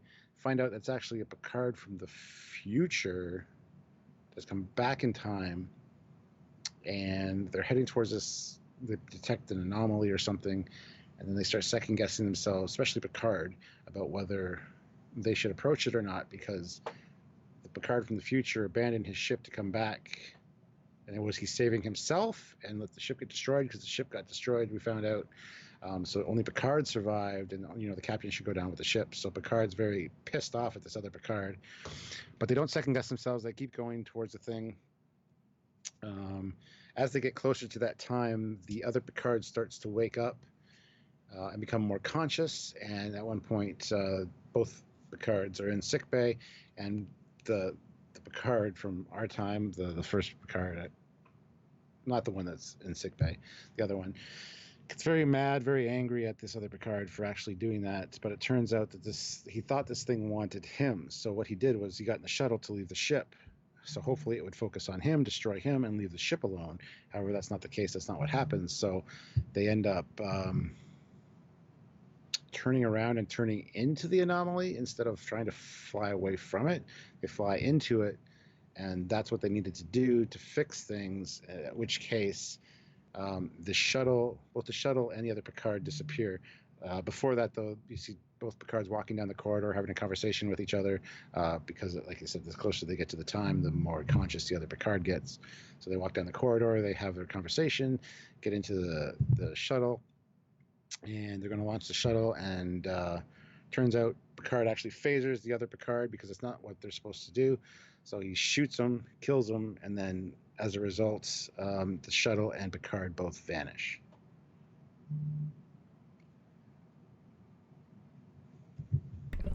Oh, you know a lot about that one, I guess. Nice. Okay. It's the one with Picard's out of phase, or at least one Picard out of temporal phase, pretty much.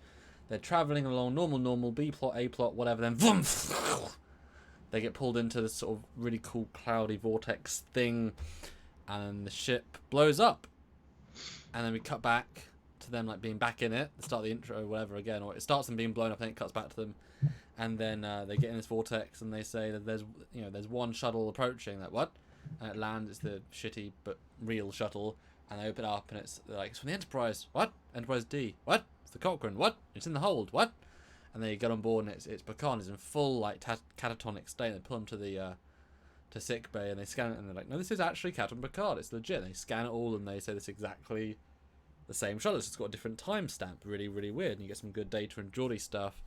Like they almost try and fly it and stuff, and they just say it's just out of temporal sync. And they talk about how this vortex thing is not good at all. And they get the logs of the ship, of the shuttle, and they show they hear stuff of them being destroyed, of dying, of Picard saying evacuate ship, which is ridiculous because you can't evacuate anywhere.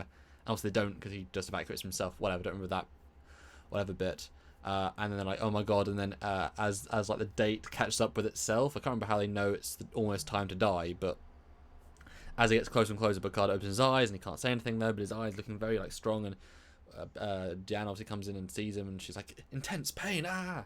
And then as it gets right up to the point where they're in the vortex, and they can tell they're about to blow up soon, then he's fully able to do everything, and then he goes to the shuttle bay, he's like, the only way to survive this is by taking the shuttle out and going back and trying to stop it, although he's dumb because he just did that and he only had 1 minute to change it, which is lack of storytelling. But obviously he's a time clone broken Picard. It's not really like a true sense of who Picard is. So the actual Picard that's seen him live this self, he ends up shooting him disintegration setting, and by doing so it undoes the paradox, because the other Picard is the paradox, and the shuttle as well, it blows up or it disintegrates that, and then something out. And it's this weird, like, non-story of it was all a paradox, even though it never started and it never ended, and it was only because we got trapped did we get trapped. And it's kind of like, it's a great concept, but it doesn't actually come together properly as a story, I think. Yes. There you go. All right. Who did it better, guys? This is one of my favorites too, by the way. Yeah, I like it. But I think it fails in some story things, but I think it does pretty well. I like the concept as well. I just wish it was more fleshed out. Yeah, I Like don't think we see the. I don't think we see the ship get destroyed at the beginning, though. We see that in like the shuttle's records. Yeah, I mean we do see it. Tie, Cap, only just tie. Cap did a little better. Tie for sure. Tie. Well, tie. that's a tie. That's a tie. That's okay. Nobody cool. said Samuel though, so No, well, technically I'm kind of upper tie. I mean, yeah, but the lower tie is bigger. Lower tie swings. Foley slightly. You are both good. Let's go with a tie on this one, even though I think I won. Well, I thought I won the Klingon one, so we can each have that. 14. Wow, that is Samuel. We got a Samuel. Who said Samuel? Who said Samuel? Well, Sam did have sound effects as Area 51. Stephen, thanks, Stephen. Okay, Sam, says Eugene. Eugene, All right, Lizzie. definitely a tie. Everyone's coming back and saying me. Yay, that's funny. Right, 15. Pen pals. Really? That's what this one is? I would not have got that from the screen caps it's presenting, but okay. Really? No, hold on. No, Icarus Factor. Sorry, Icarus Factor. Okay. Icarus Factor. Oh, it's me first. You go. You're first. Yeah. The Klingons. Worf is either biologically need to do something, or he's got a ritual, like he's reached a certain age and he has to be something or other for Klingon honor, and he knows that he can't go back home, and they can't get him back home, it's too far away, and he's very sulky, he's a bit aggressive, he's a bit mean, and it's probably a B plot, A plot, whatever character. It's probably a Pulaski story that I don't remember for sure.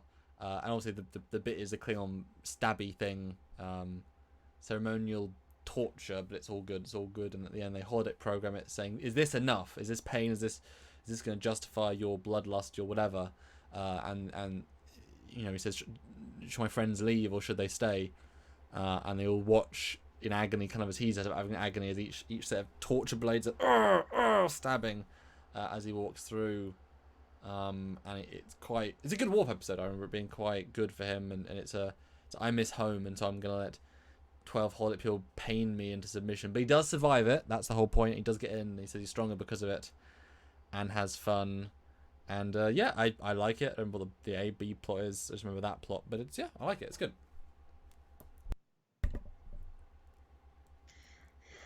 Okay.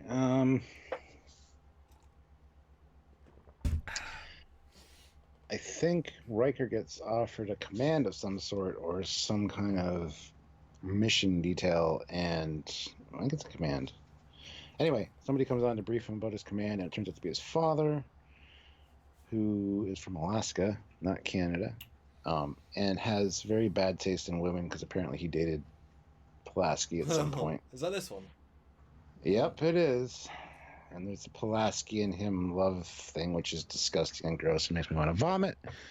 But anyway, yeah, there's the father-son dynamic where Riker's got a lot of hostility towards his father for all the time he spent away, and they do some kind of martial arts thing, which is pretty fantastically cool, actually. It's actually good scenes. Yeah.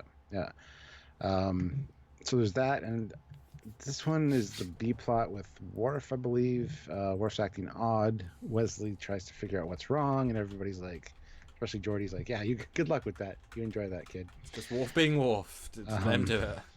I think he actually says that. It's just Worf being Worf. Yeah. So yeah, Wesley finds out about the rite of passage or something where they end up having to go to the holodeck and use pain sticks. Well, they don't use pain sticks. They watch Worf run this gauntlet of Lego in bare feet with pain sticks being jabbed into his side. And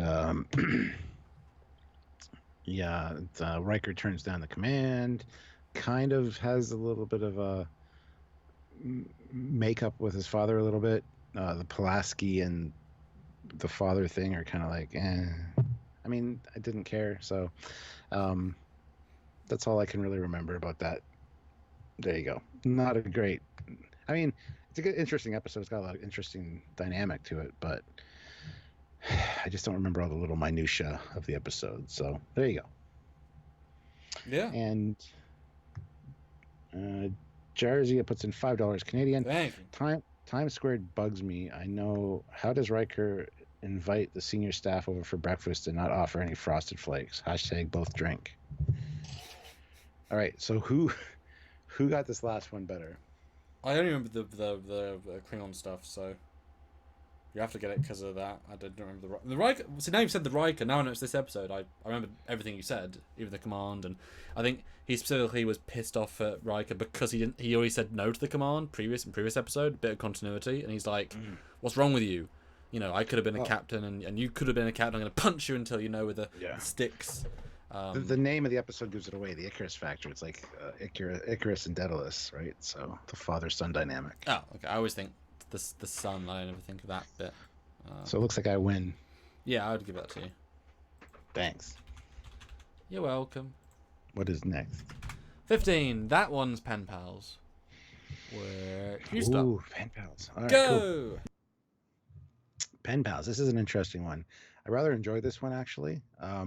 Basically, Data receives some signals from a planet that is going through some seismic something going on. The planet's being destroyed.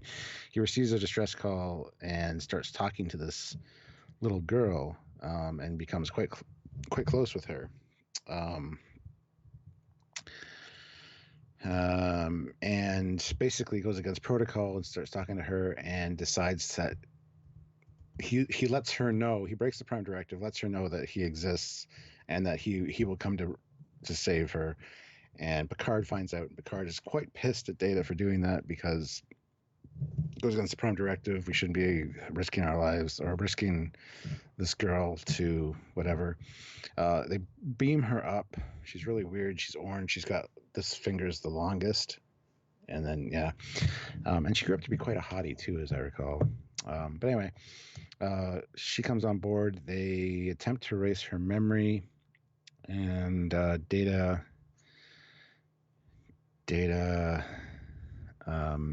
says goodbye to her. They beam her back down to her planet. I don't remember if their planet gets destroyed though, because I don't think they would do that in Star Trek.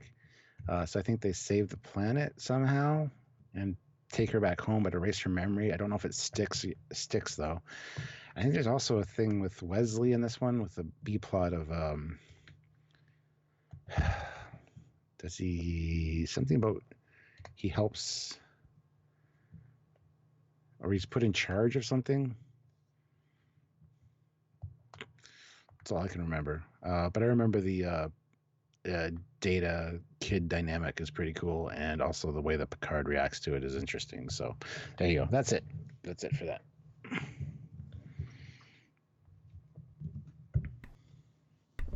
Bye, Carlo. Have a good one. Okay. Pen pals. I like this one.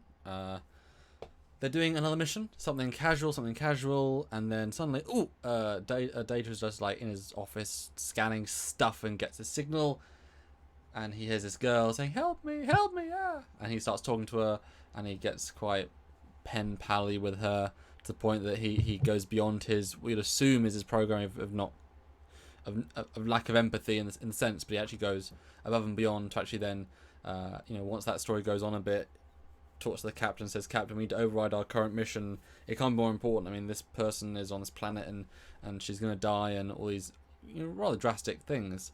And then he at least convinces him to take them to the planet, to at least investigate the situation, see if something can be done. But of course, Prime Directive and all the classic rules, although maybe they're more defined in this episode, pre-warp, and yet he still signaled back because he didn't know pre-warp. I guess once he made a mistake, it's too hard, can't really take it back.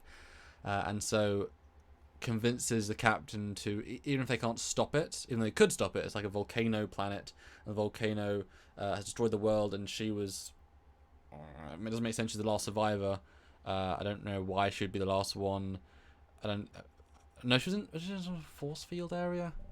I think she was in like a force field, and the power's running out, and they could save her, but it would defeat the purpose of it and be a natural occurrence. But again, it's just a girl, and so he agrees to at least let Data go down and say hi to give us some human data contact, and she ends up convincing him. He decides to stay, and he says basically, if you don't beam us both up, I'll stay and I'll die, and you don't want that, do you, Captain? And for some reason, he can't just beam him up regardless, and so it does convince him to beam her up because of being a stubborn stubborn android and does save her. And it's like, you shouldn't have done the data, but now it's done. It's like, I mean, what harm did it do? And he's like, well, unforeseen circumstances. But it's like, yeah, but we just saved a girl, and everyone else is dead, and yay, and it's nice, and Daddy gets a nice big hug, and he feels good about himself, as he should. Nice episode. There you go. So guys, who did it better? And while we're doing that, Jarzia puts in $2. Hey. Frosted Flakes, not Frosted Flakes. Area 51. Oh, that's an awful visual. Oh my god. People used to snort lines of coke. You know, that's all I have to say about that. The Frosted Flakes. Area 51 puts in $5. Hey, Data. How was your weekend? Mine sucked. Planet is breaking up. Totes bummer, man. Totes bummer. Love that. No, I like this one. I thought it was a good data one. I thought they'd... Looks like a tie. Cool. I guess it's a tie. I need to go pee. I need another beer. Okay. I'll talk to the wonderful people that are helping this channel go. And it you know, it's a great community. I've said this before, but we have 60% of our YouTube income comes from super chats, and you guys do not let us down, which is amazing. It's kind of up to us to do them and have you come along, but you guys do it amazing. And it's so much fun, and we are, you know, it's so much fun doing the Discovery ones and the short treks, and we're super excited for the future. I thought you were going. I was like, I was doing my vamp. Well, I'm waiting for you to start the next one because you got to do it first. Oh, so... I thought you were gonna go. And I was gonna vamp in between. Right. No, I'm not looking at my cheat sheet. I gotta go pee, and then I gotta get another beer. There's something else about this episode, though. There's something about Wesley in this episode as a B plot, but I cannot, for the life of me, remember it. Something with him being put in charge of a team or having to work with. There's probably have another people plot. work under him. There's probably another plot, I'm sure, but yeah. Anyway, so what's the next one? Okay, next one, episode 16, which is Q-Who. Yeah. Although it's amazing how only 2 pictures are useful in this entire set. That's good though. That's good. And Nikki Cox played Shakura. Nikki Cox is who? All right. Okay. Okay. Bye, Stuart. Start this review. Okay. Right. Q-Who. Is that actually the one we're guaranteed? Yeah, okay, great. Q-Who. Iconic, legendary, awesome, and yay for Ty. Thanks, guys. I still think I should have won that Klingon one, though. Right, so Q-Who. Average day, voomph! On the bridge, a naked man appears and is like, Mon Capitan, hello, look at my dick. And then he plops down on the floor, and John Dance did it for real, because he kind of insisted, as like, we'll just do it for real now. She literally look at his dick, because he couldn't hide anything. Turns out Q has now become mortal. Not as punishment. Or is that... Oh, no, is that the one later? Because I'm looking at images. Oh, maybe not. Okay, maybe it's just the Borg one. Maybe it's just the Borg one. No, he does want to be a member of the crew. Or is to help them? But he can't be human in this one, surely. Okay, well, he wants to be part of the crew or be a friend or something. Oh, no, he wants to pay him back. He wants to pay him back for something they did previously and for being nice. But that surely was him being human and then taking care of him. Which doesn't link either. So what was the first bit? Oh, this one where they sends him to meet the Borg. Says, Picard says, I can... No, so it must have been a nice gentle opener. Something. He beams in and says, no, you can take care of anything. And we're old enough to take care of anything in the entire universe. And then into the Delta Quadrant. And then there are the Borg. And you get this awesome Borginess. This single drone comes in, scans the engineering room. Oh my goodness. They shoot him. He falls down, dies. 2 more Borg come in. One guy takes one piece off the Borg. And he disintegrates into the floor. Not beams, disintegrates in the floor. Borg beam back. And then then they're being chased because now the technology is worth it. They don't slice the hull. That's later. They haven't sliced the hull yet. Then they they warp away. It's actually quite a fun anticlimax because the Borg uses anti-shield polarity, bolts a green light, which it can both match the speed and then supposed to have to go really fast to the point of pretty much. And at the shields down to 10%, Picard says, "Fine, you win, Q. Stop this thing." And he beams in, and he says, takes him back in, and says, see, you admit it. You are not knowing everything. Ha. There are things in this galaxy that you are not prepared for. Moo ha ha. But I don't remember the beginning. So I was right about the second bit. Anyway, right, there you go. Yeah. All right. Q who? Bleh. So many Q episodes. Okay, I know this one with the Borg get introduced. I think this is the one where Picard, at the beginning, enters a turbolift, and when he comes out, he's on a shuttle. And Q's like, "Hey, how you doing? You need me. You love me." And Picard's like, "No, we don't. Piss off, you bloody wanker." And Q's like, "Oh, really?" And then he like, and sends the Enterprise like to the Delta Quadrant or whatever. And so they're stuck there. I think they find a planet, and it's an old civilization that's gone now. Like parts are scooped out again, kind of going back. Were gone. Then they encounter the Borg, and I don't remember much of this episode though. Unfortunately, I don't remember the minutia. Remember a chase, like the Borg cube chasing the Enterprise, and they can't get away, and they are quite far from home, so they're never going to get home. And then Q shows up. I think it's in 10 forward for some reason, maybe not, and says, "Just admit it, you need me." "All right, damn it, Q, we need you." And he like snaps his fingers, and the Enterprise like gets sent back. And then it's like this ominous boom. This is like the end of a conspiracy where it's like, oh, the Borg know now all about you. They know where you're from, and they're on their way. And that's how it ends. But Picard admitted that, yeah, we need you, Q. We need you to help us in this situation, which they wouldn't have been in without Q. So do they really need Q? It's kind of, that's all I got for this one. You know, it's funny. Because of the pictures, I thought this is... Because I saw the 10 forward picture, I thought it was one where Q loses powers and he goes naked. So I started picturing that for the first, like, 2 minutes while you were away. And then I realised it wasn't that. I didn't remember the beginning. So you got the beginning right, but I got more information about the Borg middle. So I'm wanting to see what people do. Because we had different parts of detail. So I'm intrigued to see what people think. Razor Gaming says Cap only just. If I remembered which this right start was. I knew it once I got it. But the pictures are, you know. Oh, Devin Larson puts in $5. Hashtag Sam Drink. How badass would the Enterprise be if they had a ZPM to power weapons and shields? Yes, I said ZPM instead of ZPM, and just for you, Cap. I don't know what the fuck you're talking about, so thanks. Which Enterprise, but very powerful. With that much energy, it could... If the shield generators can handle it. It's not always just about amount of power. You can't just throw more warp cores on a ship and be more powerful. What? No, nothing. I don't know what the fuck you're talking about. So anyway, if it wasn't for this mix, if it wasn't for the Sam mix-up, Sam would have got it. I mean, I did swap. Like, I did understand. I did restart. Cap again. Yeah, Cap got that one. Jeff Jacobs puts in 347, 100. Yay, again at 147. Hashtag Pulaski Lust. Liked Pulaski Lust Crusher. Jeff, you're fired. You like Pulaski. You're gone. You're done. Get out of here. Done. Just kidding. ISFJ 1009 puts in $5. The Borg. Hashtag Cap Drink. Hashtag Sam Drink. Sam, explain his... I don't care what his EPM is. Thank you very much. So I didn't bother explaining it. Thank you. I knew, so I didn't bother. It's probably a Stargate thing. It's about... Yeah. And somebody... Let me find... Oh, yeah.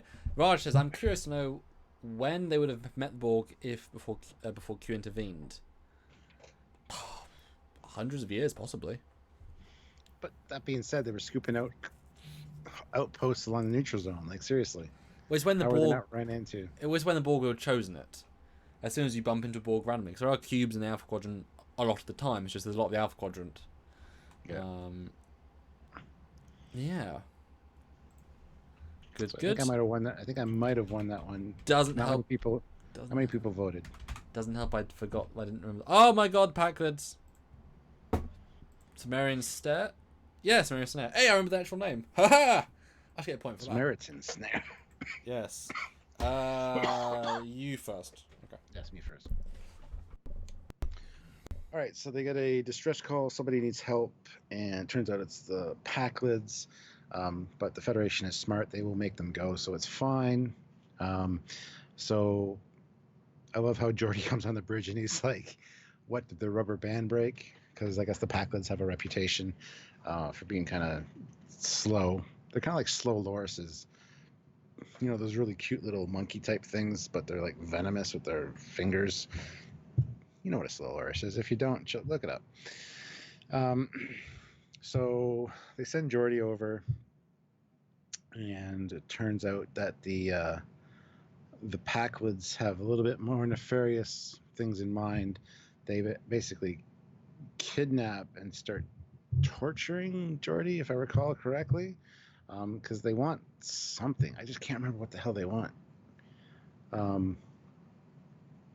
But then Geordi and they're having conversations back and forth with the Enterprise, and Geordi kind of works out because they're kind of sending code because Commander Riker's like, it's a shame that we'll lose you, Geordi, blah blah blah, and Geordi catches on that they're trying to work out a code, and he talks about the Crimson Force Fields, which is they do something with the Bizarre collectors. They send out plasma or gas or something to distract or damage the Packlids. I can't remember the exact thing that they do, but it's really clever. It's really fun.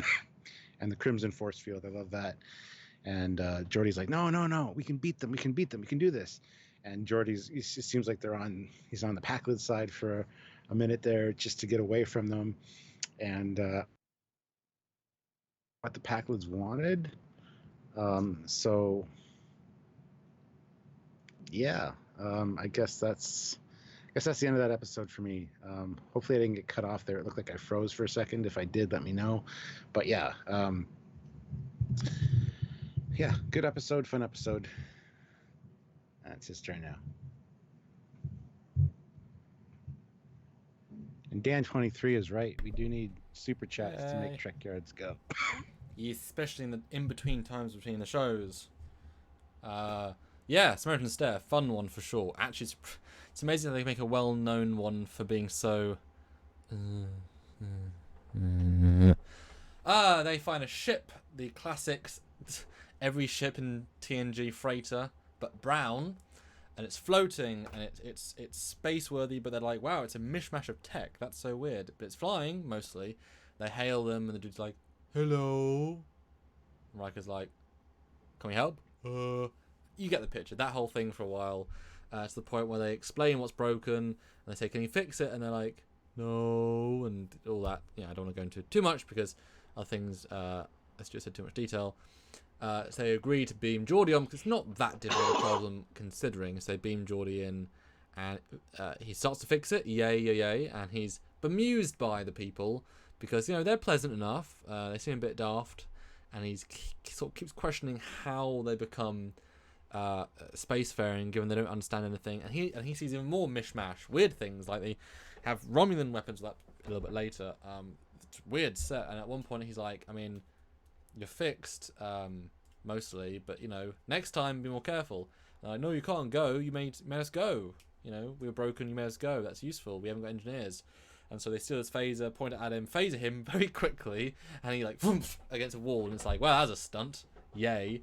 And then suddenly shields come up, this ship that was so crap has either Romulan shields or Klingon shields, something really absurdly powerful for the equivalent, to the point they can't actually do anything against it without being very aggressive, and they have to do diplomacy first. So they start diplomacy, and they don't really give in.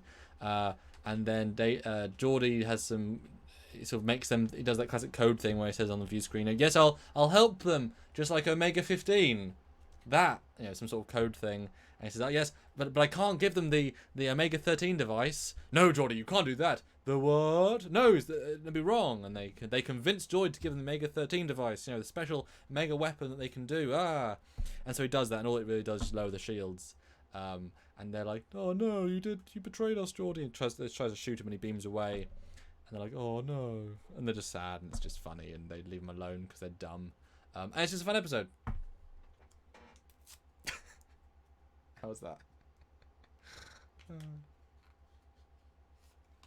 How was that, Stuart? It was good. That was better than mine, I think. I think you win that one. Although I was reading the chat when you were saying it, and we completely missed the other plot. The Picard was something with his heart. There was the Pulaski operation. That's why the Enterprise needed to get out of there. Yeah, Yep. I completely forgot about that. The prequel heart thing that he then gets as being stabbed in the heart later on. So I appreciate there's two for that. But it's definitely, I enjoy this one. I think it's a good Geordie one. Well, you won it for sure. They're already voting for you. So Area 51 puts in $2. If only the writers had Pulaski assimilated. Yes. She could have been the Locutus.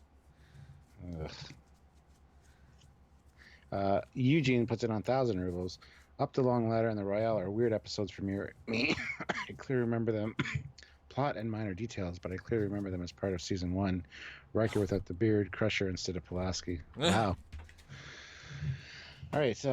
Crazy so you won that one. So there you go. Excellent. That's A respectable one. Lizzie is not convinced either of us is drinking. Well, this is I had one before we started. I had gone through 2. This is my 3rd, so I'm obviously drinking it. I had one, but we won't get enough super chats for me to open a second one with half an hour left. Like, it didn't seem worth it because I don't want to dump out the rest. So, plus no one's saying the hashtag drink, but it's fine. I had mine. It went well. Because we're almost done. We only got 4 left. Next? Episode 18, which is Up the Long Ladder. The pictures show fish people. Okay, I guess I'm starting. Oh fuck! I mean, shit. All right. Bye. Right. So there's 2 pictures now. Could be the Irish one or the fish people one. I don't know. There's 2 Irish ones here, so I'm guessing the Irish one, maybe. Basically, this lady. Okay, if it's the Irish one, yeah, well, it must be because 2. Okay, good. Okay, fine. This one I only watched literally last year for the first time ever because I just happened to miss it. I think it was blocked on the UK.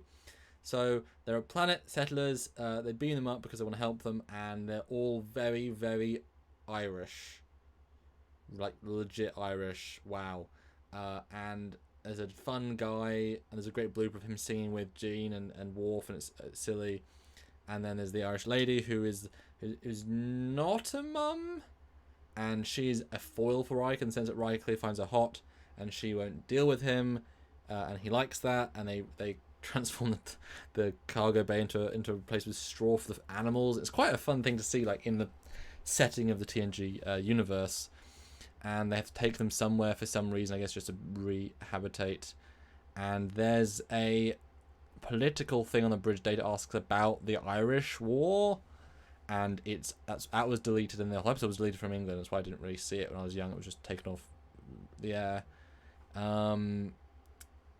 And I think Riker gets with the Irish lady in the end, but she's a powerful woman, or she leaves him wanting. Like, no, I can't be taken by any old man. I gotta go back to my home country of this alien planet. But it's it's fun enough. It's silly. And they're going. It's just this double whammy of the Irish man and the Irish lady, and I'm sure some other subplot. I think Data likes them in some respect. Yeah. So I said that literally I watched the episode for the first time last year. Because there was a line that was actually cut from all versions, I think, and I don't remember ever seeing it on the UK because there's the Irish political thing, which was cut, and then I never saw it in UK television, so I literally saw it last year, and I didn't realize I hadn't seen it. I knew of its existence, but I never saw it, and I saw it, and I was like, oh, I get to watch a new TNG in 2018. Holy shit, that was fun. That was an exciting experience. Anyway, the Enterprise picks up an old distress signal or something, and they go to this planet, and there's a colony of, I guess they're actually humans, Irish descendants or something, and their planet's going to be destroyed, so they end up taking them all aboard the Enterprise. They're in the cargo hold. There's straw, there's goats, there's spinning wheels, there's people with babies everywhere, and then they also get another distress signal from another colony, which is like a technologically advanced society who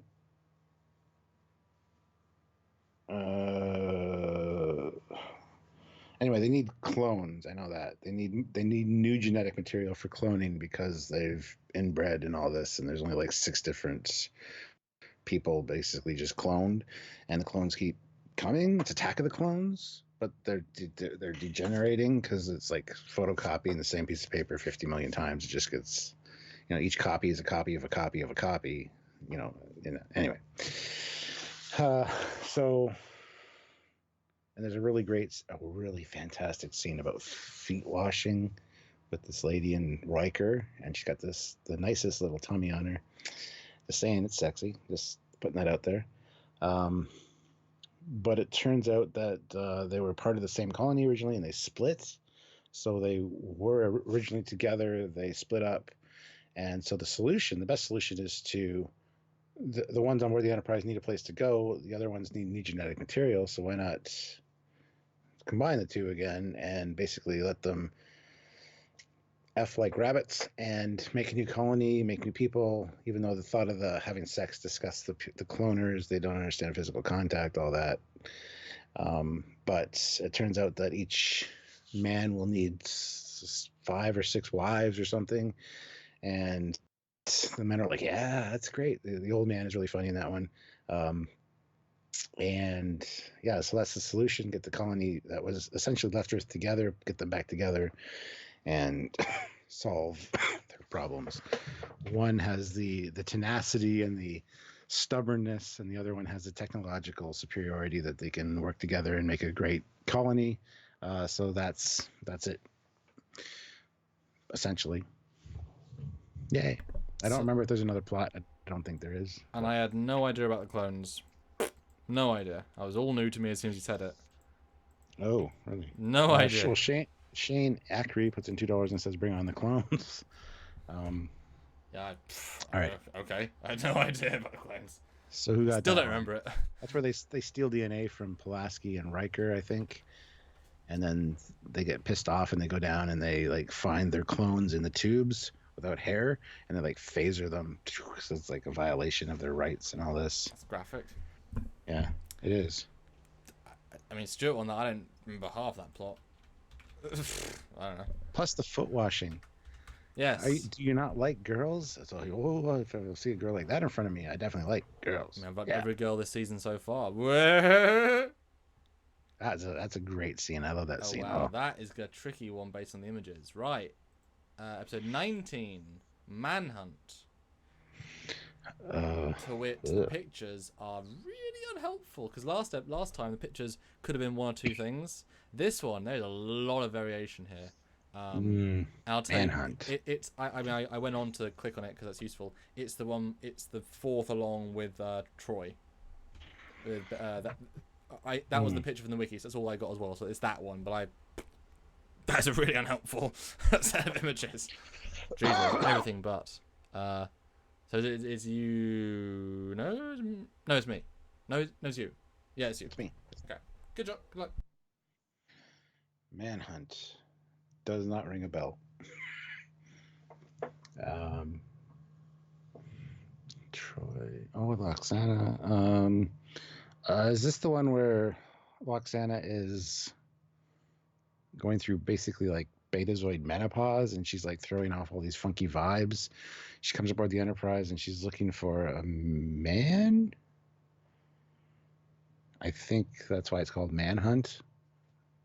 It's kind of a name that'll throw you off. So yeah, she's projecting her horniness on other people or something like that. I think that's it. I'm not 100% sure.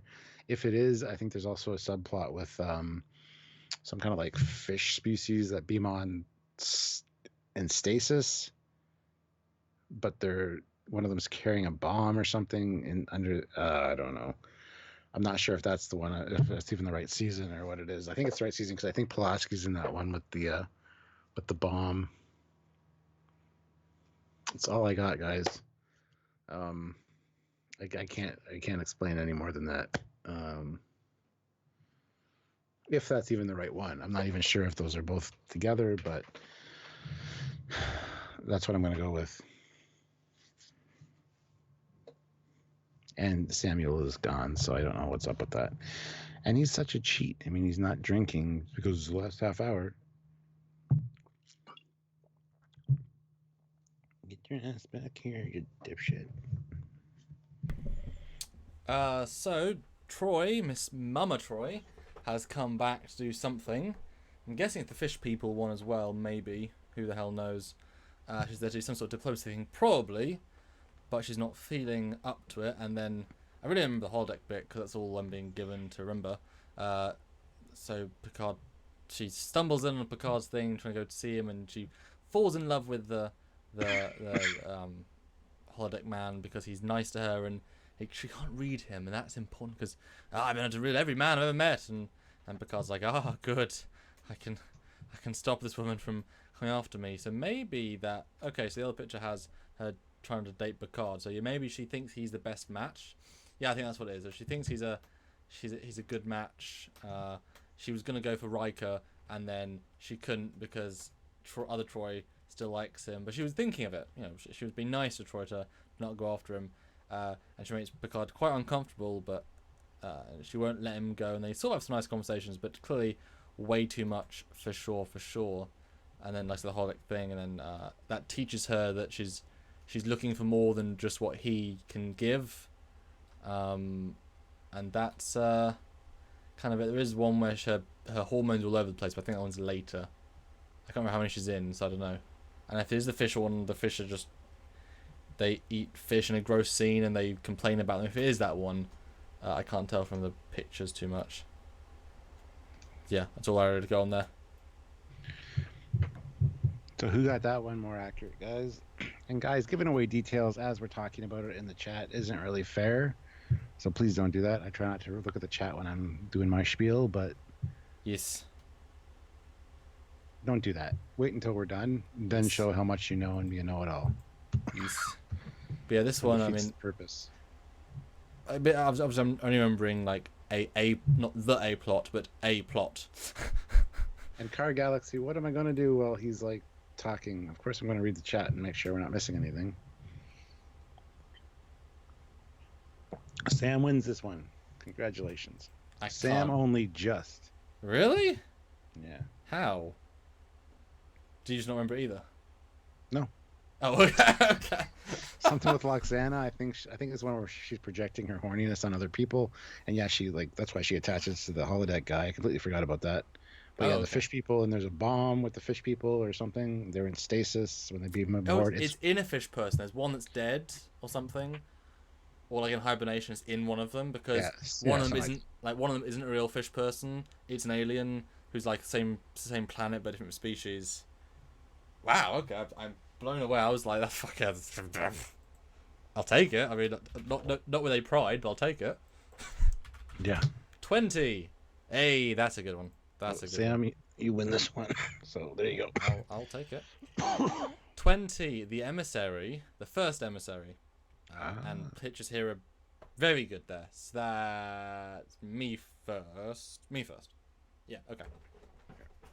Right. I like this one. Simply put.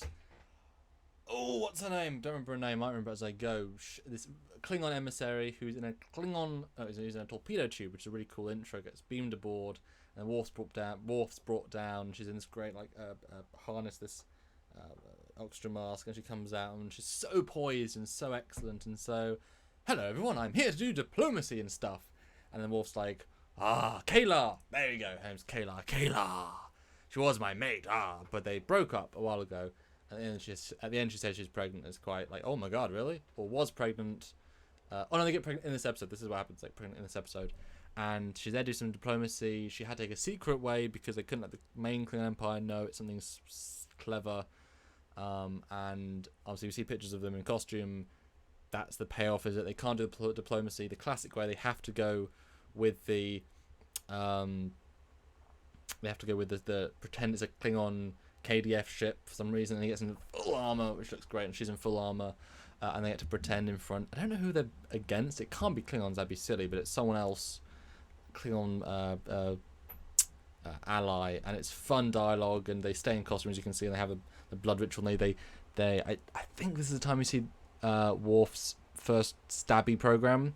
Yeah, it is. And then she comes in, does it too, and she beats him at it, and they have sex on the holodeck, and it's really kind of nice.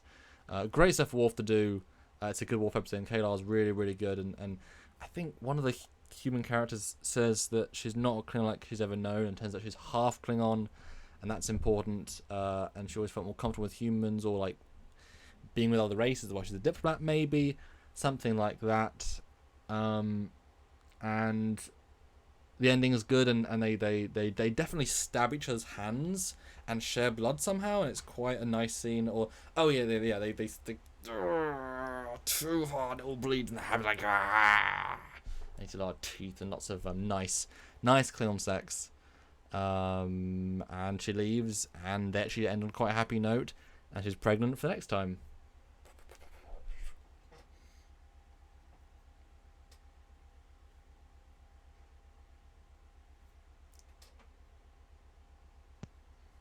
All right. So the Enterprise is ordered somewhere, and I think they're waiting for a while. But then a photon torpedo tube shows up at like warp fucking 18 or something, warp 9, and there's a life form aboard. They're like, who? So they beam it aboard, and it's basically been hollowed out to be a transportation device to get her very, very quickly. And it's Kaylar, I think, is her name. She's a hottie, by the way. And anyway, turns out she is here to help the Enterprise crew with a Klingon issue. A Klingon ship has... Oh, yeah. There were Klingons aboard that were in stasis or something, that came out of stasis. So they're out of time. They don't know that the Federation and the Klingon Empire are at peace. So she is there to help them, help the Enterprise deal with them. Because otherwise there's going to be hostilities when they meet. So yeah, anyway, her and Worf had a thing, and in the past, and they have a fight, and she goes to the holodeck and starts, killing holographic people, and then Worf goes down, and they bite each other, and they get it on, and they make Alexander. Oh, that's spoilers. But let's get it on. Yeah. And and then they run into the Klingon ship. The Klingons, of course, don't know that they're at war or at peace. Sorry. So they dress Worf and her up in the Klingon garb. Basically, give Worf his first command. Say, "Here you go. Here's the ship. I'm captain of the Enterprise. You guys stand down. This is a time of peace." And blah blah blah. So basically, just tricking them, but not really. So yeah, and then him and Kaylar say their goodbyes, and that's the end. I don't know if there's a B plot. I keep forgetting the B plots. I was so convinced I'd get that one until you actually knew it was a Klingon ship at the end. I just when it wasn't a Klingon ship, because I thought that seemed daft. Because how could they get away with that? But you're right, it was the Klingons that were in stasis, and they were floating, and yeah, that's that. Yeah. Hey, up to you guys. I said other details, but Jarzia puts in $2 Canadian. Thank you. Cap, the one with tri-projecting was DS9 Fascination. Thank you. Looks like I get it. Comfortable chair. Cap's got it. Cap. Okay, Kaylar. I thought I did good, but Cap. yeah. I didn't hear yours, so I can't tell you if you did good or not. So. Ah, well. Thought I did pretty good there. 21. Which is... the one with the lady. Which is relatively helpful. 21. Peak performance. What? I'm glad I checked, because yeah, that's not... it's not the one with the lady. What? You can't trust these screen caps. Peak performance. Okay. Now I know what it is. Peak performance. So it's you first. Yeah, it's you first. Oh, yeah, it's me first. Good luck. Thanks. Peak performance is where this creepy-looking guy comes in, and he is an expert. They're going to be doing some war games. So to basically prepare for the Borg threat, I guess. Um, there's also so this strategist comes on board to, I guess, Riker is chosen to command a crew on the Hathaway, which includes Wesley and Geordi LaForge, and I think Worf. The Hathaway is an old Constellation class ship with no no antimatter, nothing like that. So they get sent over there. They need to fix it up as best they can for these war games and do the best they can. There is an element of a game. I can't remember what it's called. It's not Cadiscot. That's in Voyager. But this guy, you put the things on your finger and you do the da-da-da, and there's the thing rotating in the middle. And he challenges Data, and Data loses in this game, which is odd because Pulaski was rooting for Data. She's like, of course you can beat him. You know, you're an android, blah, blah, blah. Because she's a bitch. And so he tries and he loses. So he's kind of frustrated about that. He feels like he's failed and thinks he's malfunctioning. My bad, sorry. Thinks he's malfunctioning and whatever. Then go back to the main story for a minute. The war games are on. Wesley, the little bastard, sneaks aboard the Enterprise, says he has to finish up one of his science experiments. They let him back on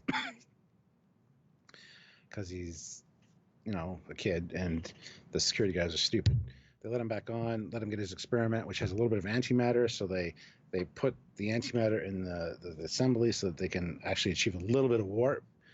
And what else happens? There's a Ferengi marauder that shows up and wants to challenge them, and the Enterprise puts itself between the Ferengi and the Hathaway to protect it.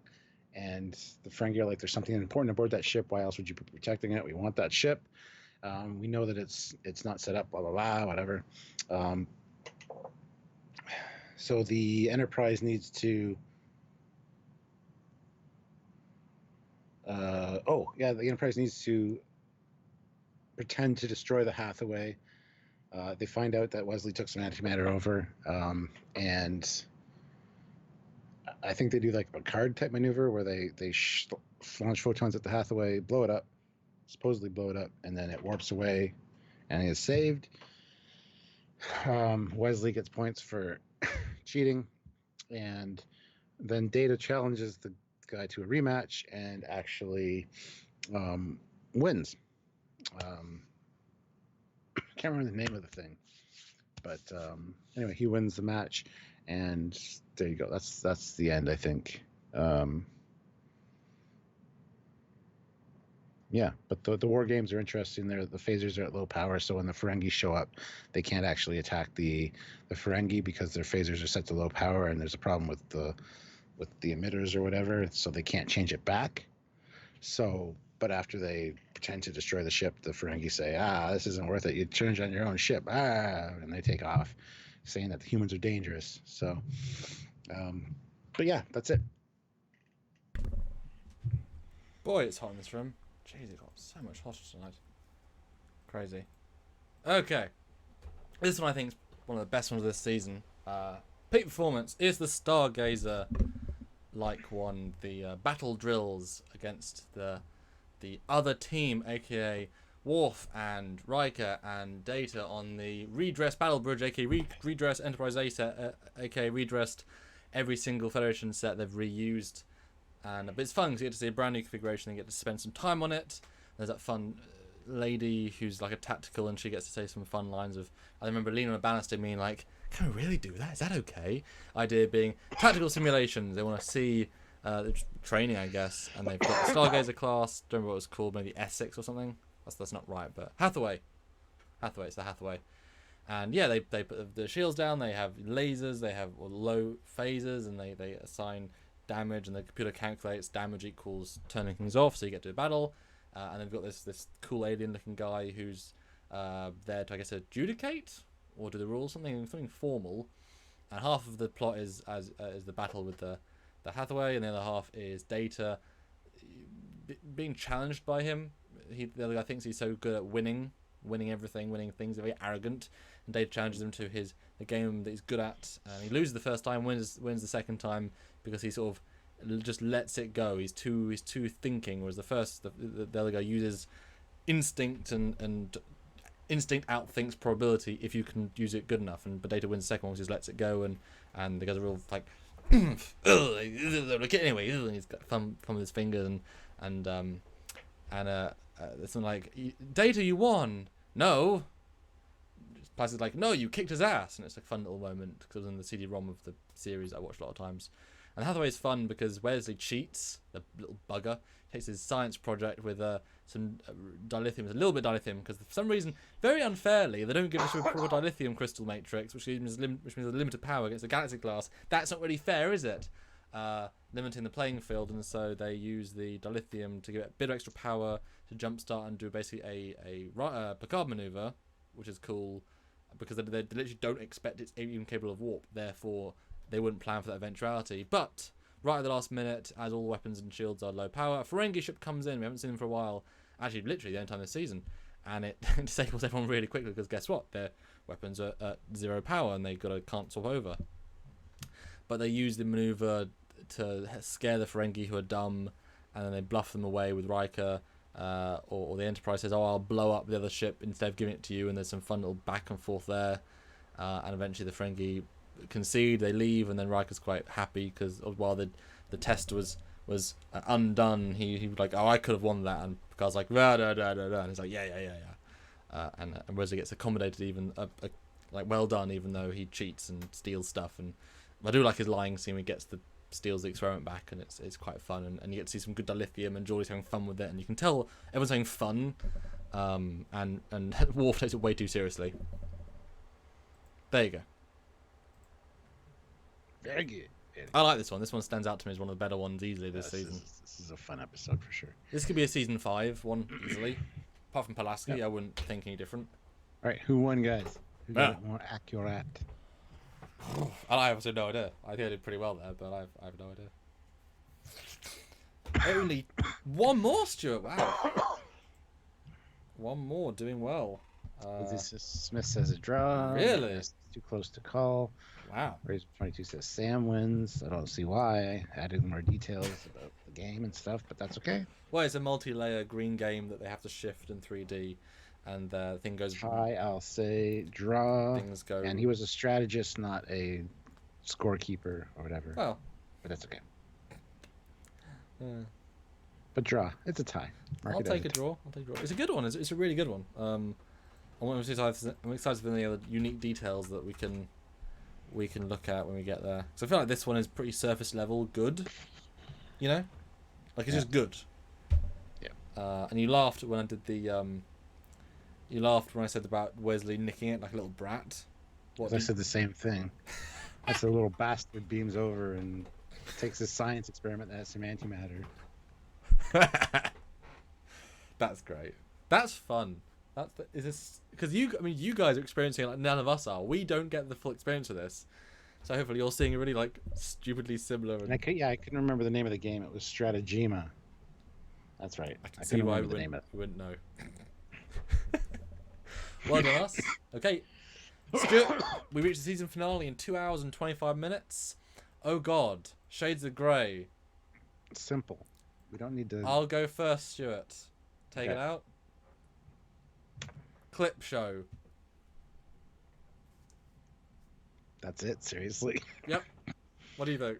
Riker and Geordi are on a planet. Riker gets stabbed by some kind of vine thing in the water, and they beam up, and he's got an infection.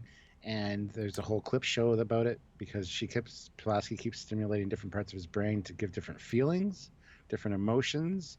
Starts with love and passion and all this, and then eventually what actually drives it away is like a primal rage or something. He experiences Tasha's death and fighting for his life, and that actually fights the virus back, and that's the end, and he recovers. Simple. It's a clip show, guys. Do you want to know what I said? Yes. I just said clip show and brought you back in. Oh, well, you're not wrong. I'm not wrong. Right. But the beginning's actually interesting, where he gets stabbed with the thorn thing, Yeah. and it's like, that's kind of it's cool. like a little planet set, and it's got some fun like vines. I remember vines are a big thing in that intro. Yeah. But it's just like, fuck it. You know, I've bored him. No, because someone a mod was saying it's the worst episode ever. And as soon as I saw his face, I'm like, yeah, this one does not deserve respect. You know, which is sad because you can do good clip shows. It's an awful season finale, absolutely awful. Yeah. Mid-season it would have been fine, but which is funny because the last one would be a great season finale, like the crew's fighting, having fun, and just move them. But Eugene gets where I'm going. I'm hoping people vote for me just because I was simple. No, I mean, there's a really good Stargate clip show where they're actually giving a briefing to, like, a set of other countries, and so they have to tell them. But each, as soon as you cut from the clips, they give their perspective, and it's very like it's genuine political world stuff. It's good. There's some good instances of clip shows. Xena had a good one where Gabrielle was going to be a muse, or not a muse, somebody tells stories. I forget the title, but she was going for a contest, and so she was telling all these stories of their past adventures. A bard, I think. Anyway. That's a singer as well. Yeah, but yeah, cool. Good ways to do clip shows. This was not one of them. No, it's probably just like no money. It's better than some other clip shows, though. This isn't the worst, to be honest. Let's be honest. There's a few that are worse. Yeah. Not in Star Trek, but no, I'm trying to think. What are worse clip shows? I don't know. They're so bad I don't remember.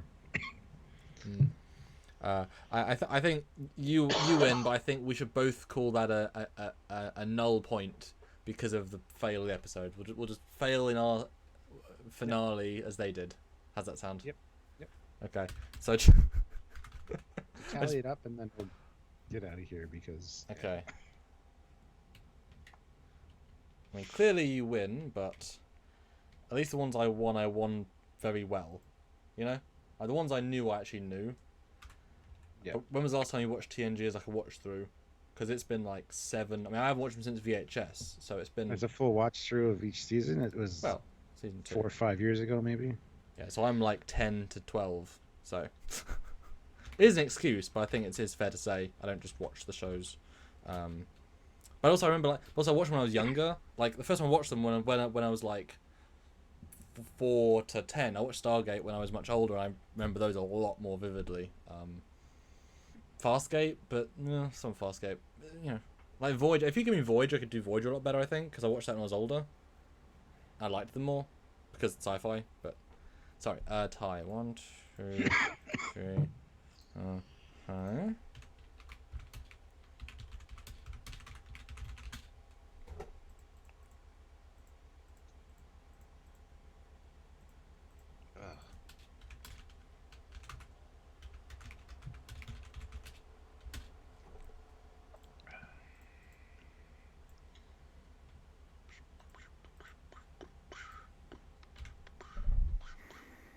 Okay. Yeah. So 1 fail, 5 ties. I got 6 and you got 10. Yeah. So not close, but pretty good. And Raj, the Twitch channel should be in the description. If it's not, it's just Trek Yards. There's only one. Yeah. We don't ever use it, so there's no point even subscribing to it. But yeah, we have a Trek Yards Twitch. Just called Trek Yards. Yeah. Okay. But yeah. So who wants to be the last super chat for this live then? That was good. Yeah. We'll do one more super chat and then we'll go. It's been 2 hours and 28 minutes, so that's awesome. Yeah. Jersey though throws in $2 Canadian. So this wasn't the episode where Riker gets into BDSM. No, it's not that Shades of Grey. Because there's 50 of them. SG1 617 is a good clip show. Oh, that is not right. Yeah, that's the one I was talking about. Cool. Well, thank you, Jazia. That was great. Next week we'll do some more general Star Trek ones, and we're both hoping to do the full. Because this was another great gentle sipping drink, tipsy live. Not that tipsy, but it was a fun one. So we're going to do the full drunk one on the 28th, Saturday, much earlier in the day. We're going to do an announcement video as soon as we know. Next week I'll put a little video together, put it out to get more people. That'll be basically this, just we're going to pick like our best and worst moment. We'll talk about it. We'll listen to fan super chat reactions and talk about each episode of season 1. Give it a review, and we'll probably drink a few bits beforehand, so we're tipsy going in. That'll probably help as well, so the whole thing's a little bit fun. I'll have like a few minute pre-show, and we'll talk about season 1 again. And unlike other reviewers, we have done the review each time independently, which means now we've got the end of season 1. I'll go back and say what is our order of favourites? What is Stuart's top 10? He doesn't know. What is the top 5? He doesn't know. That's great. To the point of people like, oh, for God's sake, and I might have to reorder some things. What's our worst? I don't even know if I remember. It's been quite a few weeks, so I'm excited for that. Hopefully, you guys will join us on Saturday, the 28th, early in the day. So for American, it'll be like morning. For Canadian, it'll be lunchtime. For me, it'll be before dinner, or just after dinner. Most of those are inappropriate times to get drunk, but that's okay. That's okay. No, your time zone's fine for getting drunk after dinner. Well, I mean, if we do it at like 7, it'll be during dinner. I just mean it's like, yeah. Well, most people have dinner, honestly, around 5 or 6. So. Yeah. No one special. Our number one special puts in $2. It's only hot because you're there. And also the lights. But thank you. Yeah. This was fun. Well done, Stuart. Good idea. And I guess we'll have to do this for each season. This was a real triumph. It's fun. Yeah, see you guys. Let's not read the scripts next time. Yeah, you. We had to memorize. And then he said da da da da da da da da da da da da da da da. Yeah, we memorized all of those. That's how good our acting is. Yeah. But I mean, my hardest one was the last one. Remember, just memorizing the end of a long day, clip show. Those 2 words. I kept saying clip take. I just couldn't get the clip show word. But I did it in the end. I hope you guys will appreciate that. See you guys next week. Have a good weekend. Live long, prosper, all that. And good night, everyone. Bye, guys. Bye.